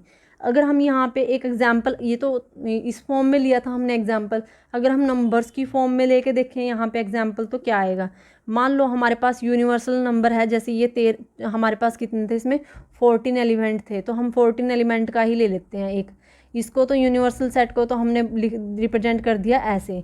ठीक है, और जो हमारी ए है उसके अंदर हमारे पास कितने हैं, 1 से लेके 6 तक की काउंटिंग है, और इसके अंदर हमारे 6 से लेके 12 तक की काउंटिंग है। तो यहाँ पे हम लिख देते हैं 1 1 2 3 4 5 6। ठीक है, और यहाँ पे लिख देते हैं, ये ना 7 से कर लेते हैं हम। ठीक है, और यहाँ पे कर लिया हमने, चल 6 भी रखेंगे तो भी कोई प्रॉब्लम नहीं है, 6 भी रख लेते हैं, कोई दिक्कत नहीं है। 6 7 8 9 10 11 12 और 13 भी है इसके अंदर, 14 भी है हमारे यूनिवर्सल। ये हमने यूनिवर्सल सेट बना दिया। अब इसके अंदर हमें ए को रिप्रेजेंट करना है, ये हमने कर दिया यहाँ पे ए को रिप्रेजेंट, जिस जिस पोर्शन में हमारे 1 2 3 4 5 थे 6 थे हमने वो कर दिया। अब जैसे कि यहाँ पे 6 से 12 है, तो 6 भी आना चाहिए इसके अंदर, तो इसको हम ऐसे करके रिप्रेजेंट करेंगे। ठीक है, क्योंकि हमारे पास क्या है, 6 भी कॉमन था ना, तो इसको हम ऐसे करके रिप्रेजेंट कर सकते हैं। तो ये है हमारा यहाँ पे वेन डाइग्राम। तो अब वेन डाइग्राम के साथ साथ हमारे पास यहाँ पे आते हैं यूनियन और इंटरसेक्शन का कंसेप्ट। तो अब हमें ऑपरेशंस पढ़ने हैं सेट्स के ऊपर, तो उन सेट्स के जो ऑपरेशन है उसी के अंदर हमारे पास क्या आता है, यूनियन, इंटरसेक्शन,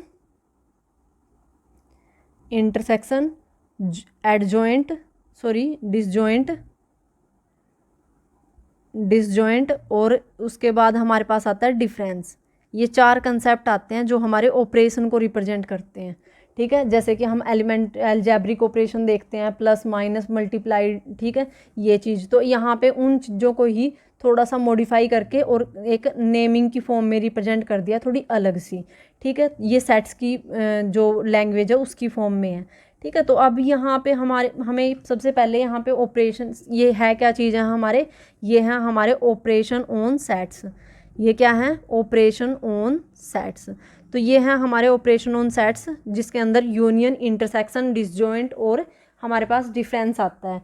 तो सबसे पहले हम डिस्कस करते हैं यहाँ पे यूनियन।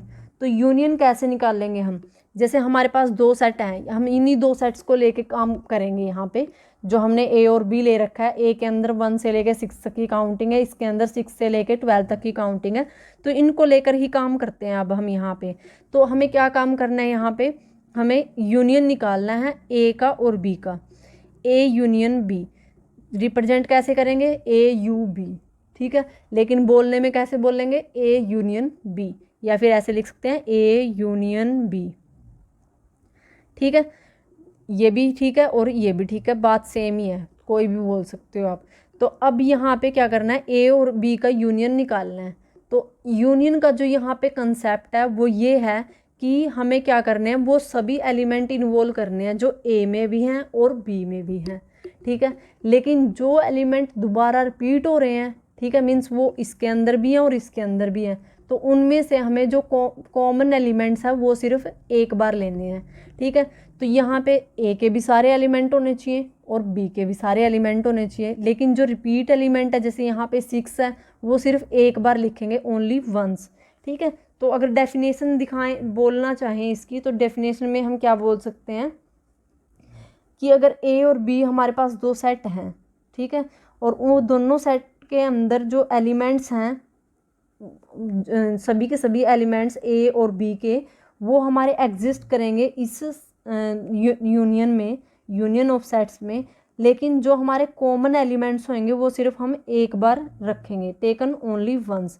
अगर डेफिनेशन देखें तो वो ये बनेगी, the union of A and B is the set which consist of all the element of A and all the element of B. A के भी सभी एलिमेंट और बी के भी सभी एलिमेंट, लेकिन but the common element being taken only once.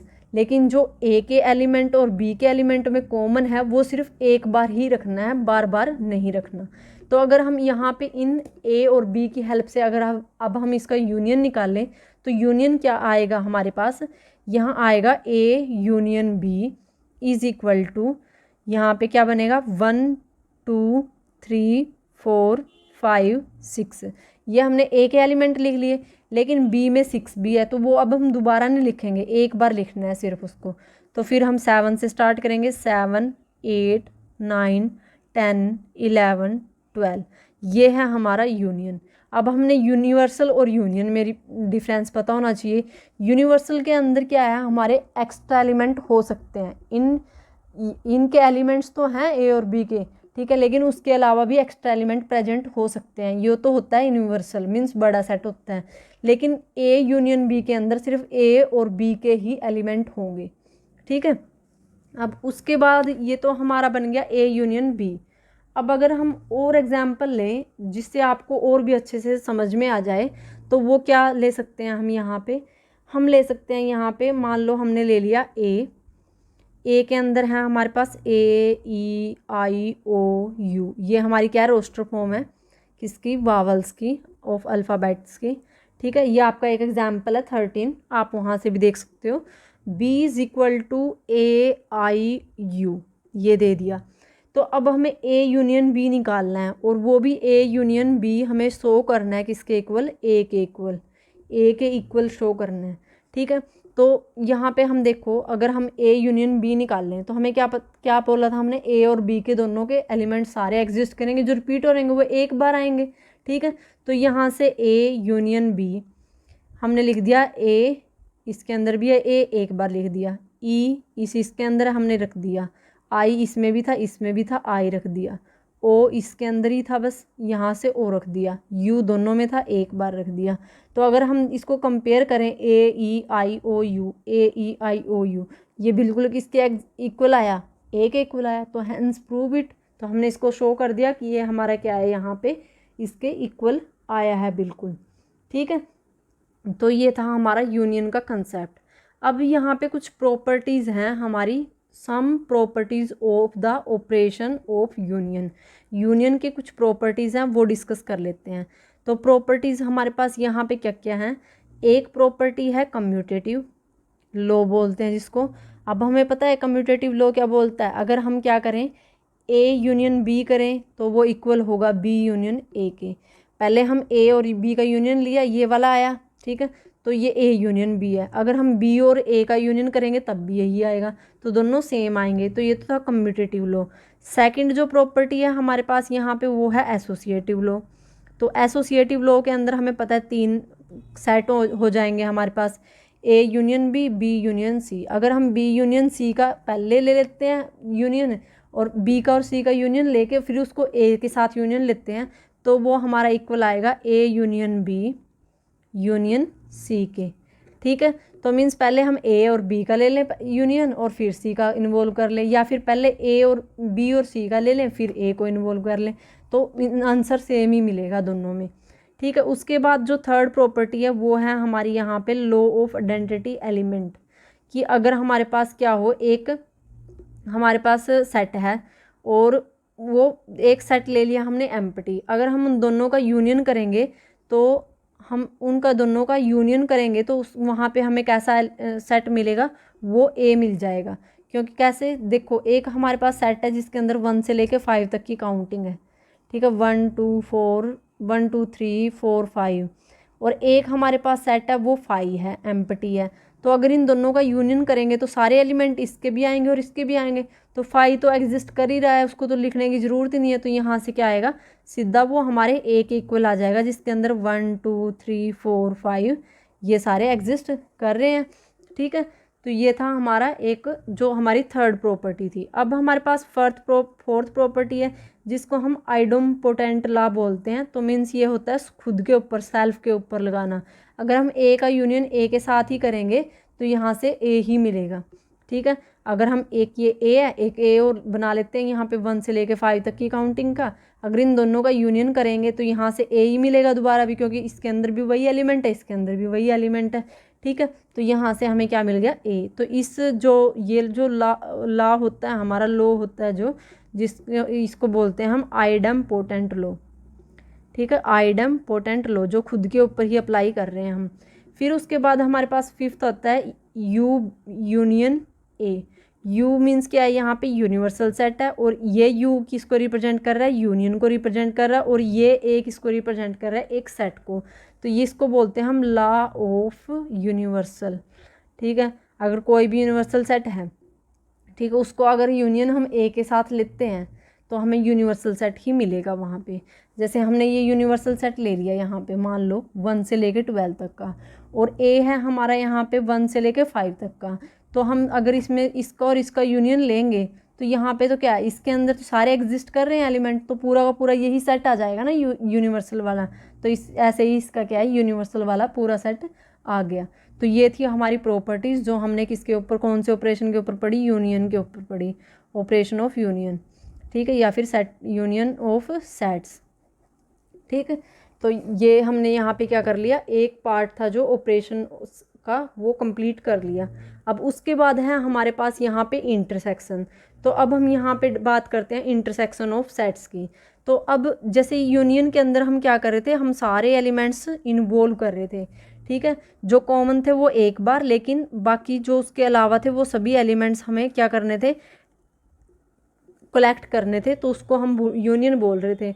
लेकिन अब इसके अंदर क्या करना है, सिर्फ वो एलिमेंट कलेक्ट करने हैं जो कॉमन है, ठीक है। तो यहाँ पे लिखेंगे सिर्फ common element, only common elements, इसके अंदर सिर्फ कॉमन एलिमेंट्स आएंगे।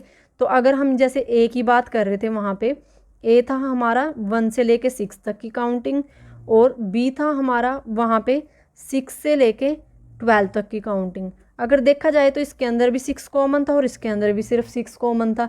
तो यहाँ से ए का इंटरसेक्शन बी के साथ लेंगे तो वो हमारा किसके इक्वल आएगा, ए इंटरसेक्शन बी हमारा क्या आएगा, 6 आएगा, ठीक है। तो ये था हमारा इंटरसेक्शन का कंसेप्ट। अब इससे रिलेटेड भी हमारे पास ऐसे ही कुछ प्रॉपर्टीज़ हैं, वो हम देख लेते हैं कि कौन कौन सी प्रॉपर्टी हैं। अब एक चीज़ और रहती है यहाँ पे, अब अगर हम क्या करें, यूनियन को वेन डायग्राम की फॉर्म में रिप्रेजेंट करें तो कैसे रिप्रेजेंट करेंगे, ठीक है। तो अब देखो यहाँ पे दिखा देती हूँ मैं आपको थोड़ी सी इस पार्ट में। तो ये था हमारा यहाँ पे यूनिवर्सल। अब एक है हमारे पास ए पार्ट और एक है हमारे पास बी सेट। ए और बी में 6 6 कॉमन था, तो हम इसको कैसे रिप्रेजेंट करेंगे कि इसके भी सभी एलिमेंट कंप्लीट क्लियर होंगे हमारे पास, इसके भी सभी है, और जो कॉमन है वो एक बार होंगे, तो मीन्स हम सभी को डार्क करके रख सकते हैं यहाँ पे। ठीक है, तो ये है हमारी यूनियन की रिप्रेजेंटेशन वेन डायग्राम के फॉर्म में। ठीक है, और अगर हम यहाँ पे, ये हमारा ए है, ये हमारा बी है, और ये जो पूरे को रिप्रेजेंट कर रहा है ये यूनियन बी को रिप्रेजेंट कर रहा है। ठीक है, अगर हम यहाँ पे इंटरसेक्शन की रिप्रेजेंटेशन दिखाएं तो इंटरसेक्शन के अंदर क्या होंगे, ये हमारा यहाँ पे ए इंटरसेक्शन बी को रिप्रेजेंट करेगा, और यहाँ पे एक तो यहाँ पे हमारे पास क्या है, ए है, और दूसरा हमारा यहाँ पे बी है, लेकिन इसके अंदर सिर्फ जो कॉमन है वो वाले एलिमेंट्स लेने हैं, कॉमन एलिमेंट। तो ए इंटरसेक्शन बी, सिर्फ ये जो बीच वाला पोर्शन है ना, ये रिप्रेजेंट करेगा हमारा ए इंटरसेक्शन बी को, बाकी एलिमेंट्स इसके अंदर इन्वॉल्व नहीं होंगे। ठीक है, तो ये यूनिवर्सल है हमारा, और ये जो है हमारी ये ए है, ये हमारा बी है। ठीक है, तो ये था हमारा ए इंटरसेक्शन बी की वेन डायग्राम की रिप्रेजेंटेशन। अब हम क्या डिस्कस करते हैं, अब हम जो प्रॉपर्टीज़ हैं इंटरसेक्शन की वो डिस्कस कर लेते हैं। तो जैसे कि अब हमने डिस्कस किया था हमारा जो यूनियन के हमने प्रॉपर्टीज़ डिस्कस की थी यूनियन ऑपरेशन की, तो ऐसे ही अब इंटरसेक्शन ऑपरेशन की है। तो जो फर्स्ट प्रॉपर्टी है वो कम्यूटेटिव ही है, जैसे कि हमने उसके अंदर भी हम क्या करते हैं यहाँ पे कंपेयर करके कर लेते हैं दोनों की। ठीक है, कम्यूटेटिव लो कर रहे हैं हम किस किस का, सबसे पहले हम यहाँ पे लिख देते हैं यूनियन का, और यहाँ पे हम लिख देते हैं किसका, हमारे इंटरसेक्शन का। तो दोनों का कंपेयर करके करेंगे तो आपको अच्छे से समझ में आ जाएगा, तो इसलिए हम कंपैरिजन कर रहे हैं यहाँ पे। ठीक है, तो ये है हमारा यूनियन। तो अब अगर हम यूनियन का इंटरसेक्शन कर रहे थे तो उसको रिप्रेजेंट कर रहे थे ए यूनियन बी से, और अगर यूनियन कर रहे थे, अगर इंटरसेक्शन करेंगे तो वो बनेगा ए इंटरसेक्शन बी से। ठीक है, इसमें यू हमारा सीधा होएगा, इसमें यू हम उल्टा करके लिख देंगे। ठीक है, अब सबसे पहले प्रॉपर्टी थी कम्यूटेटिव लॉ। कम्यूटेटिव लॉ अगर हम यूनियन के केस में देखें तो वो हमारा क्या था, ए यूनियन बी इक्वल था बी यूनियन ए के, लेकिन इंटरसेक्शन के केस में क्या होगा, ए इंटरसेक्शन बी इक्वल होगा बी इंटरसेक्शन ए के। अब हम यहाँ पे एग्जाम्पल ले लेते हैं इसका। तो एग्जाम्पल हमारे पास यहाँ पे क्या आएगा, अगर हम यहाँ पे एग्जाम्पल लेते हैं कि ए हमारे पास क्या है, ए है 1 से लेके 6 तक की काउंटिंग, 1 2 3 4 5 6, और बी है हमारे पास 6 से लेके 12 तक की काउंटिंग। ठीक है, तो ए यूनियन बी क्या आया था हमारा, 1 2 3 4 5 6 7 8 9 12 तक आया था। ठीक है, 12 तक आएगा। तो अब अगर हम इंटरसेक्शन की बात करें तो ए इंटरसेक्शन बी किसके इक्वल आया था हमारे यहाँ पे, सिर्फ 6 आया था कॉमन यहाँ पे। अगर हम बी का इंटरसेक्शन लें ए के साथ, मीन्स पहले बी की बात करें फिर ए की बात करें, तब भी 6 ही आएगा।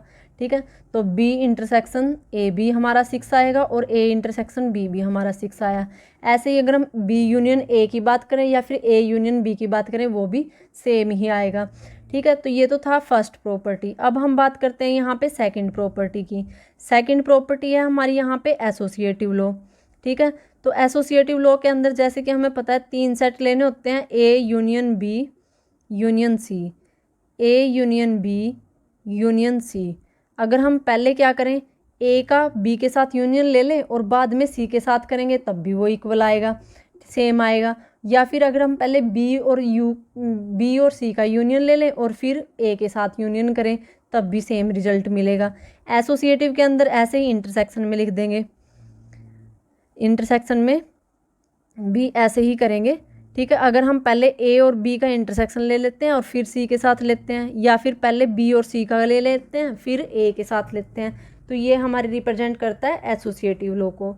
अब उसके बाद जो जो हमारा लॉ था इसके अंदर, थर्ड लॉ हमने देखा था लॉ ऑफ आइडेंटिटी और लॉ ऑफ यूनिवर्स। तो जो लॉ ऑफ आइडेंटिटी था वो उसके अंदर क्या था हमारे पास, लॉ ऑफ आइडेंटिटी के अंदर हम फाई ले रहे थे। ठीक है, तो लॉ ऑफ आइडेंटिटी, अगर लॉ ऑफ आइडेंटिटी की बात करें तो उसके अंदर हम फाई इन्वॉल्व करते हैं ना, ठीक है, फाई का लॉ बोल सकते हैं इसको। तो उसके अंदर था हमारा, अगर हम ए का यूनियन फाई के साथ लेते हैं तो हमारा वहाँ पे क्या आ रहा था, ए आ रहा था, क्योंकि यूनियन था ना, सभी एलिमेंट इसके भी करने थे और इसके भी करने थे। इसके अंदर तो कोई एलिमेंट था ही नहीं, इसके अंदर सारे एलिमेंट थे तो वो सेम के सेम आ गया था हमारे पास। लेकिन इस केस में हमारे पास क्या होगा, अगर हम ए का इंटरसेक्शन लें फाई के साथ, अब इसके अंदर और इसके अंदर तो कॉमन कुछ भी नहीं है, तो यहाँ पे क्या आएगा, फाई आएगा। ठीक है, क्योंकि यहाँ पे सारे एलिमेंट इन्वॉल्व करने थे लेकिन यहाँ पे सिर्फ कॉमन लेने हैं। ठीक है, तो यहाँ पे फाई आएगा। अब जो हमारे यहाँ पे फोर्थ लॉ है, फोर्थ लॉ के अंदर है हमारे पास यहाँ पे जो जिसको हम आइडम्पोटेंट लॉ बोलते हैं। ठीक है, तो आइडम्पोटेंट लॉ तो सेम ही है हमारे दोनों केस में, आइडम बस रिप्रेजेंटेशन अलग है, आइडम्पोटेंट लॉ। तो आइडम्पोटेंट लॉ के अंदर हमारे पास क्या है, यहाँ पे अगर हम देखें यहाँ पे ए यूनियन बी ए था, ए यूनियन ए के इक्वली आया था। इस केस में हमारे पास क्या था, ए इंटरसेक्शन ए किसके इक्वल आएगा, ए के इक्वल आएगा, क्योंकि ए के अंदर भी वो एलिमेंट है और दूसरे ए के अंदर भी सेम वही एलिमेंट है, तो कॉमन भी तो दोनों के एलिमेंट आएंगे ही सारे, तो वो ए के इक्वल ही आएगा। अब उसके बाद है हमारे पास डिस्ट्रीब्यूटिव लॉ। तो ये 5 लॉ हैं हमारे जो इनकी प्रॉपर्टीज़ के अंदर आते हैं, तो ये आपको अच्छे से आने चाहिए। अगर आपको इनसे के रिलेटेड कोई क्वेश्चन है, इनसे रिलेटेड कोई क्वेश्चन आपसे सोल्व नहीं हो रहा, तो आप कमेंट बॉक्स में कमेंट करके बता सकते हैं। और अगर अभी तक आपने मेरे चैनल को सब्सक्राइब नहीं किया तो पहले मेरे चैनल को सब्सक्राइब करें और बेल आइकन पर भी क्लिक करना बिल्कुल मत भूलें, जिससे आपको मेरी वीडियोज़ की हर नई नोटिफिकेशन मिलती रहेगी। तो ये था हमारा इंटरसेक्शन का। अब हम डिस्ट्रीब्यूटर की बात कर रहे थे, तो डिस्ट्रीब्यूटिव में हमारे पास क्या था, A union B union C था। अगर हम इसका डिस्ट्रीब्यूशन करें तो इसका डिस्ट्रीब्यूशन हमारे पास क्या आया था, इसके अंदर हमने डिस्ट्रीब्यूशन की प्रॉपर्टी पढ़ी नहीं थी, इसके अंदर हम लॉ ऑफ यूनिवर्स पढ़ा था। ठीक है, इसके अंदर हमारे पास डिस्ट्रीब्यूटिव की प्रॉपर्टी नहीं होती, इसके अंदर क्या होता है, law of universe, law of universe या फिर यू। तो जो वो किसके इक्वल था, वो था हमारा यू यूनियन ए। ठीक है, इस यूनियन को हम थोड़ा बड़ा दिखा देते हैं। ठीक है, तो ए यू यूनियन ए, या फिर इसको बड़ा दिखा देते हैं, इसको छोटा कर देते हैं। ठीक है, तो मर्जी है वो आपकी, आपके हाथ में रिप्रेजेंटेशन कैसे भी दे दो, आपको समझ में आना चाहिए।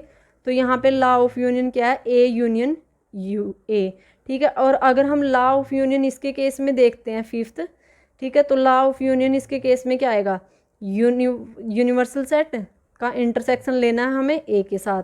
तो यहाँ पे क्या आएगा, इसके अंदर तो 1 से लेकर 12 तक की काउंटिंग है, इसके अंदर सिर्फ 1 से लेकर 6 तक की काउंटिंग है, तो कॉमन पार्ट 1 से 6 है ना, तो 1 से 6 कौन है, ए है, तो यहाँ से हमारे पास किसके इक्वल आएगा, ए के। लेकिन ये किसके इक्वल आ रहा था, यू के।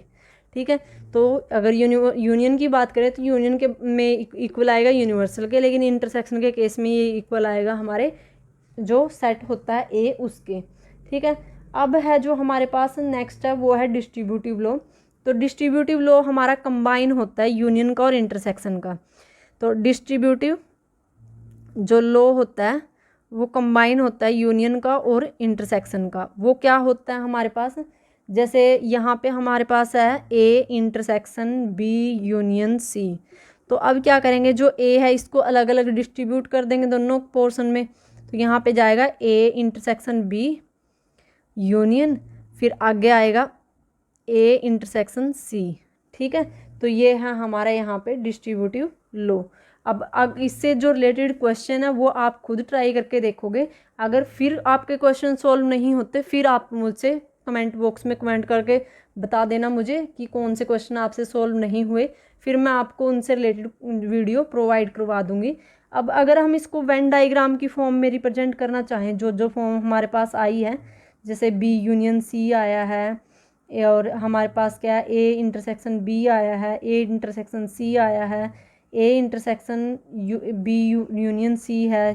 तो अगर ये सारी फॉर्म हमें यहाँ पे रिप्रेजेंट करनी हो डायग्राम की फॉर्म में, तो कैसे रिप्रेजेंट करेंगे। तो जो ये फॉर्म हमारे पास आई है, इस फॉर्म को भी रिप्रेजेंट करेंगे, इसको भी करेंगे, जो ये वाली चीज़ है इसको भी रिप्रेजेंट करेंगे, इसको भी और इसको भी। ठीक है, पहले हम रिप्रेजेंट कर देते हैं इसमें बी यूनियन सी को। ये हमने ले लिया यूनिवर्सल सेट। ठीक है, तो यूनिवर्सल सेट के अंदर हमें क्या करना है, 3 सेट होने चाहिए। पहले तो हमने ले लिया ए बी और ये ले लिया हमने यहाँ पे सी। ठीक है, लेकिन हमें रिप्रेजेंट किसको करना है, बी यूनियन सी को। तो ये ए था, ये बी है, ये सी है, हमें बी यूनियन सी करना है, तो हम इसको डार्क कर देंगे जो हमारा इसके अंडर एरिया आएगा। ठीक है, तो ये पूरा का पूरा एरिया हम डार्क करके दिखा देंगे इसको, ठीक है। तो ये हमारा क्या बन गया, यहाँ पे बी यूनियन सी को रिप्रेजेंट कर रहा है, बी यूनियन सी का हमारा वेन डाइग्राम है, ठीक है। अगर हम यहाँ पे चेक करें हमारे किसको, जो हमारी सेकंड यहाँ पे है ए इंटरसेक्शन बी को, अगर उसको हम डायग्राम की हेल्प में रिप्रेजेंट करें ऐसे वेन डायग्राम में, तो ये यूनिवर्सल सेट है हमारा, ये ए था, ये बी था और ये हमारा सी था। तो ए और बी और सी के बीच में अब हमें क्या करना है, ए और बी का इंटरसेक्शन, ए ये है हमारा, ये बी है, ये सी है, ये ए है, ये बी है, तो ए और बी का इंटरसेक्शन कौन सा है, ये वाला है जो दोनों के बीच में कॉमन है, ठीक है। तो ये रिप्रेजेंट करेगा हमारे किसको, ए इंटरसेक्शन बी को, ठीक है। फिर उसके बाद है हमारे पास यहाँ पे थर्ड जो पार्ट है, थर्ड पार्ट दे रखा है हमें यहाँ पे, जो रिप्रेजेंट करना है हमें वो करना है A intersection B intersection C, ठीक है, सॉरी यूनियन, यहाँ पे क्या है, यूनियन है, तो इन दोनों का यूनियन है और इसका इंटरसेक्शन है। तो यहाँ पे देखो हम कैसे रिप्रेजेंट करेंगे, पहले हमने ले लिया ए, फिर हमने ले लिया बी और फिर हमने ले लिया सी, तो ए बी और सी, ए बी और सी, हमें लेना है बी का और सी का यूनियन, पहले बी और सी का यूनियन लेंगे तो ये वाला आएगा सारा पोर्शन जो यहाँ पे कर रखा है जैसे हमने, ठीक है। बी और सी का यूनियन ये सारा था।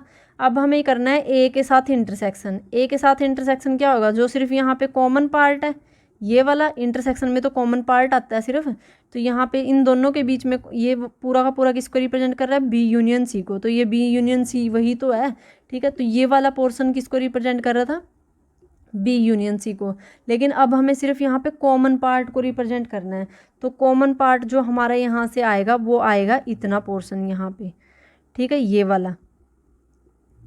वाला जो पोर्शन होगा, ठीक है, ये वाला पोर्शन आएगा हमारे यहाँ पे A union B, sorry A intersection B union C का। अब हमें इंटरसेक्शन रिप्रेजेंट करना है ए और सी में, ए और सी में अगर हम यहाँ पे इंटरसेक्शन रिप्रेजेंट करें, ये ए है, ये बी है, ये सी है, तो ए और सी का इंटरसेक्शन, ये ए है, ये सी है, तो इन दोनों की बाउंड्री है, तो यहाँ से ये हमारा ए और सी का इंटरसेक्शन को रिप्रेजेंट कर रहा है, ठीक है। अब हमें करना है ए का इंटरसेक्शन सी के साथ और बी का, ए का इंटरसेक्शन बी के साथ, अब इन दोनों का यूनियन बनाना है। तो यूनियन में क्या आएगा, जो पोर्शन इसका है और इसका है दोनों कंबाइन होके आ जाएंगे हमारे पास, जो किसके इक्वल आएगा, जैसे सेम ये आया है ऐसे ही आएगा हमारे पास, ये फोर्थ पार्ट था, ये फिफ्थ पार्ट है, तो यहाँ पे बनेगा हमारे पास एक, हमारे पास ए है, दूसरा हमारे पास बी है और तीसरा हमारे पास सी है।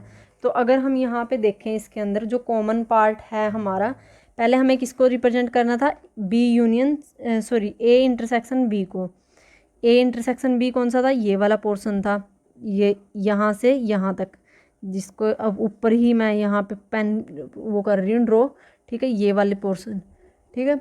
तो अब हम बात कर रहे हैं, ये तो किसका था, ए इंटरसेक्शन बी का, ये ए है, ये बी है और ये सी है। अगर हम बात करें ए इंटरसेक्शन सी की, तो ए इंटरसेक्शन सी ये वाला पोर्शन है, ये जो हॉरिजॉन्टल है ऐसे करके जो है ये तो है ए इंटरसेक्शन बी, और जो ऐसे करके है, ऐसे करके ये है हमारा ए इंटरसेक्शन सी। तो अब जो ए इंटरसेक्शन बी और ए इंटरसेक्शन सी का यूनियन को रिप्रेजेंट कर रहे हैं, तो मीन्स ये टोटल हो जाएगा, कंबाइन हो जाएगा सारा का सारा एरिया। तो अब हम इसको क्या करेंगे, कंबाइन कर देंगे, ए इंटरसेक्शन सी ये वाला था, ठीक है, और ए इंटरसेक्शन बी ये वाला था, तो ये दोनों कंबाइन हो गए, तो ये किसको रिप्रेजेंट कर रहे हैं, ए इंटरसेक्शन सी के यूनियन को किसके साथ, ए इंटरसेक्शन के बी के साथ, ठीक है। तो ये आ गया हमारा जो फिफ्थ वेन डायग्राम था। अब उसके बाद है हमारे पास डिफरेंस ऑफ सेट्स, तो अब हम डिस्कस करेंगे यहाँ पे डिफरेंस ऑफ सेट्स की, डिफरेंस क्या होता है सेट्स का, डिफरेंस कैसे कैलकुलेट करते हैं।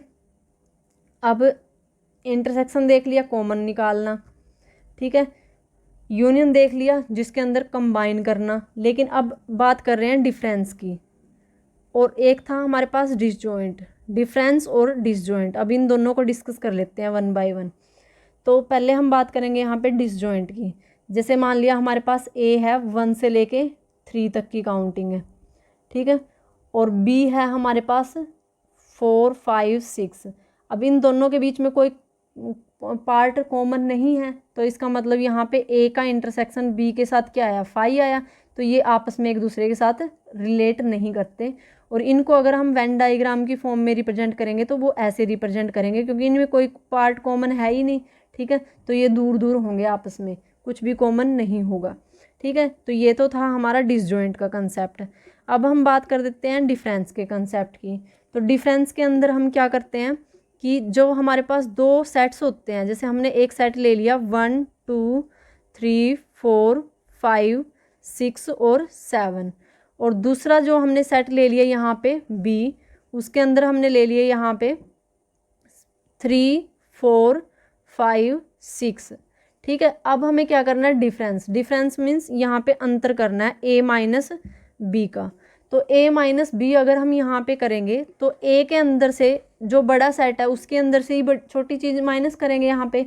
तो बड़ा कौन सा है, ए है, और छोटा कौन सा है, बी है। अब इसके अंदर से क्या करेंगे, जो कॉमन है वो चीज़ माइनस हो जाएगी।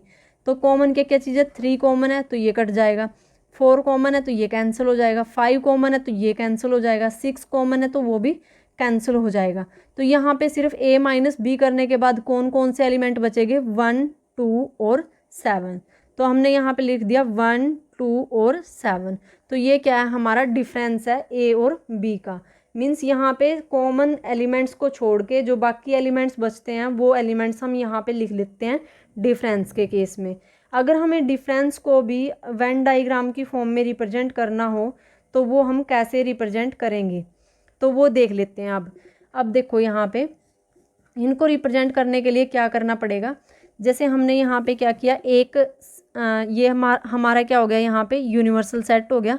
ठीक है, अब यूनिवर्सल सेट के साथ हमें यहाँ पे क्या करना है, ए और बी कंसीडर करना है। ये है ए और ये है बी। अब ए और बी में जैसे यहाँ पे कुछ तो कॉमन था, 3 4 5 तो कॉमन थे ना यहाँ पे। ठीक है, ये हो गया 3, यहाँ पे लिख दिया 4 5 6, ये कॉमन थे दोनों में तो हमने ये लिख दिया 3 4 5 6।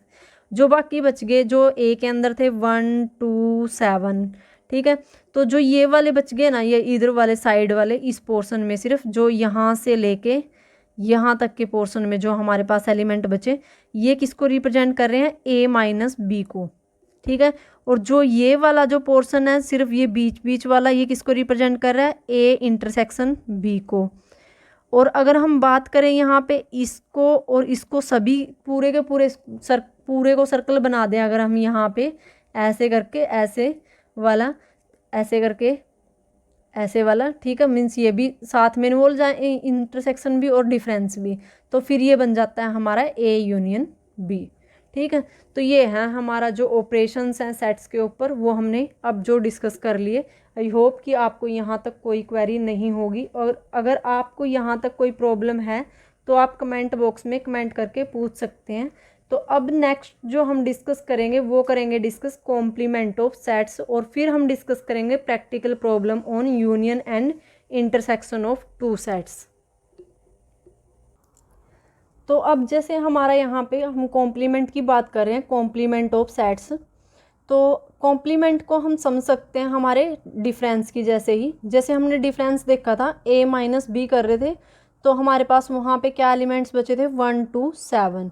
ठीक है, तो जो 1 2 7 थे वो बी के अंदर नहीं थे, तो इसका मतलब हम उसको बोल सकते हैं बी का कॉम्प्लीमेंट।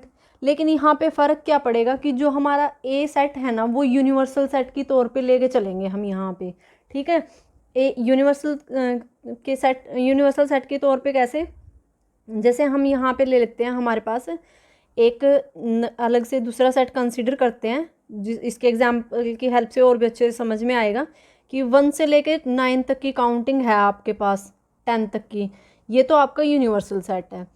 और एक सेट दे दिया आपको 1 2 3 4 5 तक का। ठीक है, इसको दे दिया हमने ए नाम। अगर हम यहाँ पे ए का कॉम्प्लीमेंट लिखें तो इसका मतलब वो क्या है, A U union minus U minus A. U में से ए के एलिमेंट माइनस कर दो, जो एलिमेंट बचेंगे वो हमारे क्या बचेंगे, ए का कॉम्प्लीमेंट। तो जैसे 1 2 3 4 5 तो छोड़ना है, तो क्योंकि वो तो कैंसिल हो जाएंगे, तो हमारे पास बचेगा यहाँ 6 7 8 9 एंड 10। ठीक है, तो ये हमारा क्या हो गया, कॉम्प्लीमेंट आ गया किसका, जो हमारी इस टर्म है इसका ए का कॉम्प्लीमेंट, इसको क्या बोल सकते हैं हम, ए का कॉम्प्लीमेंट। जिसके एलिमेंट नहीं इन्वॉल्व उसका कॉम्प्लीमेंट। जैसे यहाँ पे बी के एलिमेंट कैंसिल कर दिए थे, कैंसिल आउट करने के बाद जो एलिमेंट ए के बचे थे ना, तो ये इसका मतलब क्या था, बी का कॉम्प्लीमेंट था।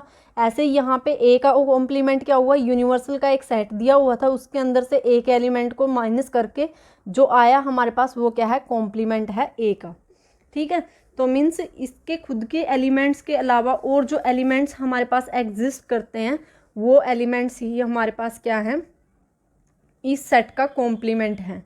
ठीक है, अगर हम यहाँ पे एक एग्जांपल लें कि एक क्लास है 11th क्लास, उसमें कोएड वो जो स्कूल है, मतलब गर्ल्स भी पढ़ती हैं और बॉयज़ भी पढ़ते हैं। अगर हम क्या करें यहाँ पे, अगर ए रिप्रेजेंट कर रहा है यहाँ पे गर्ल्स को, हमने क्या किया, एक हमने सेट ले लिया यूनिवर्सल सेट जिसके अंदर ऑल स्टूडेंट्स हैं। ठीक है, ऑल स्टूडेंट्स ऑफ क्लास 11 के सभी बच्चे ले लिए हमने एक स्कूल के। ये तो हमारा यूनियन हो गया, यूनिवर्सल सेट हो गया। ठीक है, अब हमने जो ए कंसीडर किया उसके अंदर हमने गर्ल्स को कंसीडर कर लिया, क्लास 11 की जितनी भी गर्ल्स थी वो सारी कंसीडर कर ली। तो इसका मतलब इस यूनिवर्सल सेट में कौन कौन थे, गर्ल्स और बॉयज़ ही थे। गर्ल्स सारी इसके अंदर आ गई तो वहाँ पे क्या बच गया, बॉयज़ बच गया। तो अगर हम ए यू मानिए माइनस ए करेंगे या फिर बोल सकते हैं ए का कॉम्प्लीमेंट निकालेंगे, तो वो हमारा क्या आएगा यहाँ पे, ऑल बॉयज़ ऑफ क्लास 11। ठीक है, तो ये आएगा हमारे यहाँ से इसका डिफरेंस या फिर बोल सकते हो कॉम्प्लीमेंट। तो आई होप कि आपको अब जो हमारे कॉम्प्लीमेंट है उसका कंसेप्ट अच्छे से समझ में आ गया होगा। इससे रिलेटेड अगर आपकी कोई भी क्वेरी है तो कमेंट बॉक्स में कमेंट करके बता सकते हो। अब हम डिस्कस करेंगे प्रॉपर्टीज़। जो कॉम्प्लीमेंट है हमारा, कॉम्प्लीमेंट ऑफ सेट, उसकी कुछ प्रॉपर्टीज़ हैं, वो प्रॉपर्टीज़ हम यहाँ पे डिस्कस करेंगे अब। तो प्रॉपर्टी क्या क्या है हमारे पास, जैसे कि हमने वहाँ पे पढ़ी थी एसोसिएटिव, कम्यूटेटिव और आइडम्पोटेंट लॉ, ये नहीं है इसके केस में, वो थी हमारी सिर्फ यूनियन और इंटरसेक्शन के केस में। ठीक है, अब इसके केस में हमारे पास आती है कॉम्प्लीमेंट। फर्स्ट तो कॉम्प्लीमेंट लॉ। तो जो कॉम्प्लीमेंट लॉ होता है, कॉम्प्लीमेंट लॉ, तो कॉम्प्लीमेंट लॉ है हमारा, जैसे अगर हम क्या करें, ए का कॉम्प्लीमेंट ले लिया हमने, ए कॉम्प्लीमेंट को ऐसे रिप्रेजेंट करेंगे। अगर इन दोनों का हम यूनियन ले लेते हैं, ए का ए के कॉम्प्लीमेंट के साथ यूनियन लेंगे तो हमारे पास क्या मिलेगा, यूनिवर्सल सेट मिलेगा। कैसे, अगर हम ये एग्जांपल लेते हैं यहाँ से, देखो यहाँ पे ए क्या है, जिसमें गर्ल्स हैं सारी क्लास 11 की, और ए कॉम्प्लीमेंट क्या है, जिसमें ऑल बॉयज़ हैं। अगर हम ए और ए कॉम्प्लीमेंट का यूनियन कर देते हैं यहाँ से, तो हमारे पास क्या आएगा, पूरी की पूरी क्लास आ जाएगी ना। ठीक है, और वो पूरी क्लास हमारे यहाँ पे किसको रिप्रेजेंट कर रही है, यूनिवर्सल को। तो इसलिए हमने इसको किसके इक्वल रख दिया, इसको यूनिवर्सल के। ठीक है, तो आई होप कि आपको ये फर्स्ट लॉ समझ में आ गया होगा। अब हम चलते हैं सेकंड लॉ की तरफ। तो सेकंड लॉ है हमारा De Morgan law, D Morgan's law. तो डी मॉर्गन्स लॉ के अंदर हमारे पास क्या है, कंसेप्ट क्या है इसका, अगर हम क्या करें, पहले ए यूनियन बी कर लें। जैसे ये ए है, एक ए था हमारे पास और एक बी थी, तो हमने ए और बी का अगर हम यूनियन कर लेते हैं तो, और फिर बाद में उसको कॉम्प्लीमेंट करें, तो वो किसके इक्वल आएगा, A complement intersection B complement के। कैसे, एग्जाम्पल दे लेते हैं। देखो हमने क्या किया, ए मान लिया यहाँ पे 1 से लेके 7 तक की काउंटिंग। ठीक है, बी मान लिया हमने यहाँ पे क्या माने, 5, 6, 7, 8, 9 ये मान लिया। अब हमें यहाँ करना है ए यूनियन बी। अब यूनियन में क्या करते हैं, सभी एलिमेंट्स लेने होते हैं, कॉमन एक बार लेने होते हैं। तो हम यहाँ पे लिखें 1, 2, 3, 4, 5, 6, 7, 8, 9, ये आ गया ए यूनियन बी। अब हमें लिखना है इसका कॉम्प्लीमेंट। अगर हम ए यूनियन बी का कॉम्प्लीमेंट लें, कॉम्प्लीमेंट किस में से होगा, किसी यूनिवर्सल सेट में से होगा। ठीक है, तो यूनिवर्सल सेट लेना पड़ेगा हमें पहले। यूनिवर्सल सेट हमने यहाँ पे कंसीडर कर लिया 1 से लेके 10 तक की काउंटिंग। ठीक है, तो इसमें से अगर इस को माइनस करेंगे तो यहाँ पे एक ही एलिमेंट आएगा, वो आएगा 10। ठीक है, तो ये तो था हमारा ए यूनियन बी का कॉम्प्लीमेंट। अगर हम 1 बाय 1 ए का कॉम्प्लीमेंट लें, बी का कॉम्प्लीमेंट, ए का कॉम्प्लीमेंट लें अगर हम यहाँ से ए में से और यूनिवर्सल सेट में से, तो यहाँ पे ए का कॉम्प्लीमेंट हमारे पास आएगा 1 2 3 4 5 6 7 तक तो है, आगे 8 नहीं है, 9 नहीं है और 10 नहीं है। अगर हम बी का कॉम्प्लीमेंट लें तो यहाँ 5 है, 6 है, 7 है, 8 है, 9 है, लेकिन 10 नहीं है, और साथ में इसमें 1 2 3 4 भी नहीं है। तो यहाँ पे आएगा 1 2 3 4, 1 2 3 4, आगे 1 2 3 4, आगे 5 है, 6 है, 7 है, 8 है, 9 है, और यहाँ पे आ गया 10। ये आ गया बी का कॉम्प्लीमेंट। तो अब क्या करना है, यहाँ पे ए का कॉम्प्लीमेंट और बी के कॉम्प्लीमेंट का इंटरसेक्शन। Intersection means common. तो अगर हम यहाँ से कॉमन देखें ए के कॉम्प्लीमेंट में से, 8 नहीं है, 9 नहीं है, 10 है, तो 10 है सिर्फ यहाँ पे दोनों में। ठीक है, तो यहाँ पे ए का इंटरसेक्शन बी के कॉम्प्लीमेंट के, ए का कॉम्प्लीमेंट का इंटरसेक्शन बी के कॉम्प्लीमेंट के साथ लेंगे तो वो आया हमारा 10।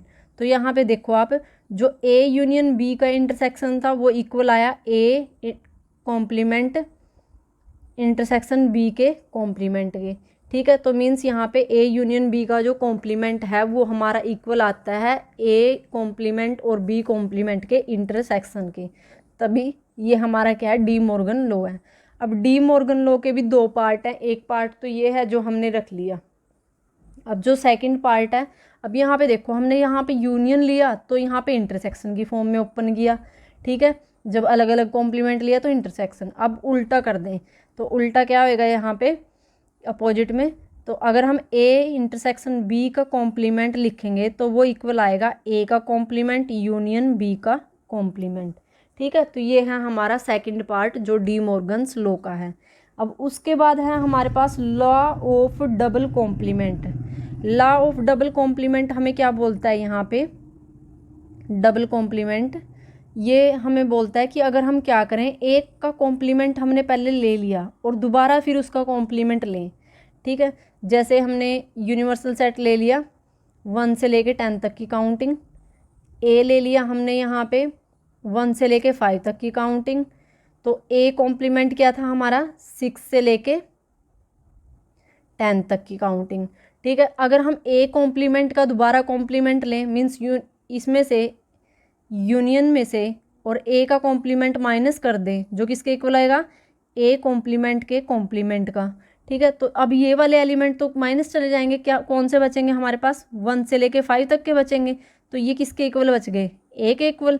तो जो लॉ ऑफ डबल कॉम्प्लीमेंट है वो किसके क्या बोलता है कि अगर ए का कॉम्प्लीमेंट का दोबारा कॉम्प्लीमेंट लें तो वो ए के ही इक्वल आएगा, जैसे यहाँ से आया है ए के इक्वल।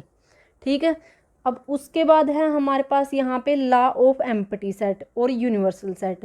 तो जैसे कि हमने इंटरसेक्शन और यूनियन के केस में भी देखा था, यूनियन के केस में हमने क्या देखा था कि अगर हम क्या करें, ए का यूनियन लेते हैं 5 के साथ तो हमारा ए आता है, और इंटरसेक्शन लेते हैं तो हमारा 5 आता है। लेकिन अगर हम यहाँ पे कॉम्प्लीमेंट के केस में देखें तो कॉम्प्लीमेंट के केस में अगर हम 5 का कॉम्प्लीमेंट लेते हैं तो यूनियन आता है। ये कौन सा केस है हमारा, लॉ ऑफ एम्प्टी सेट का।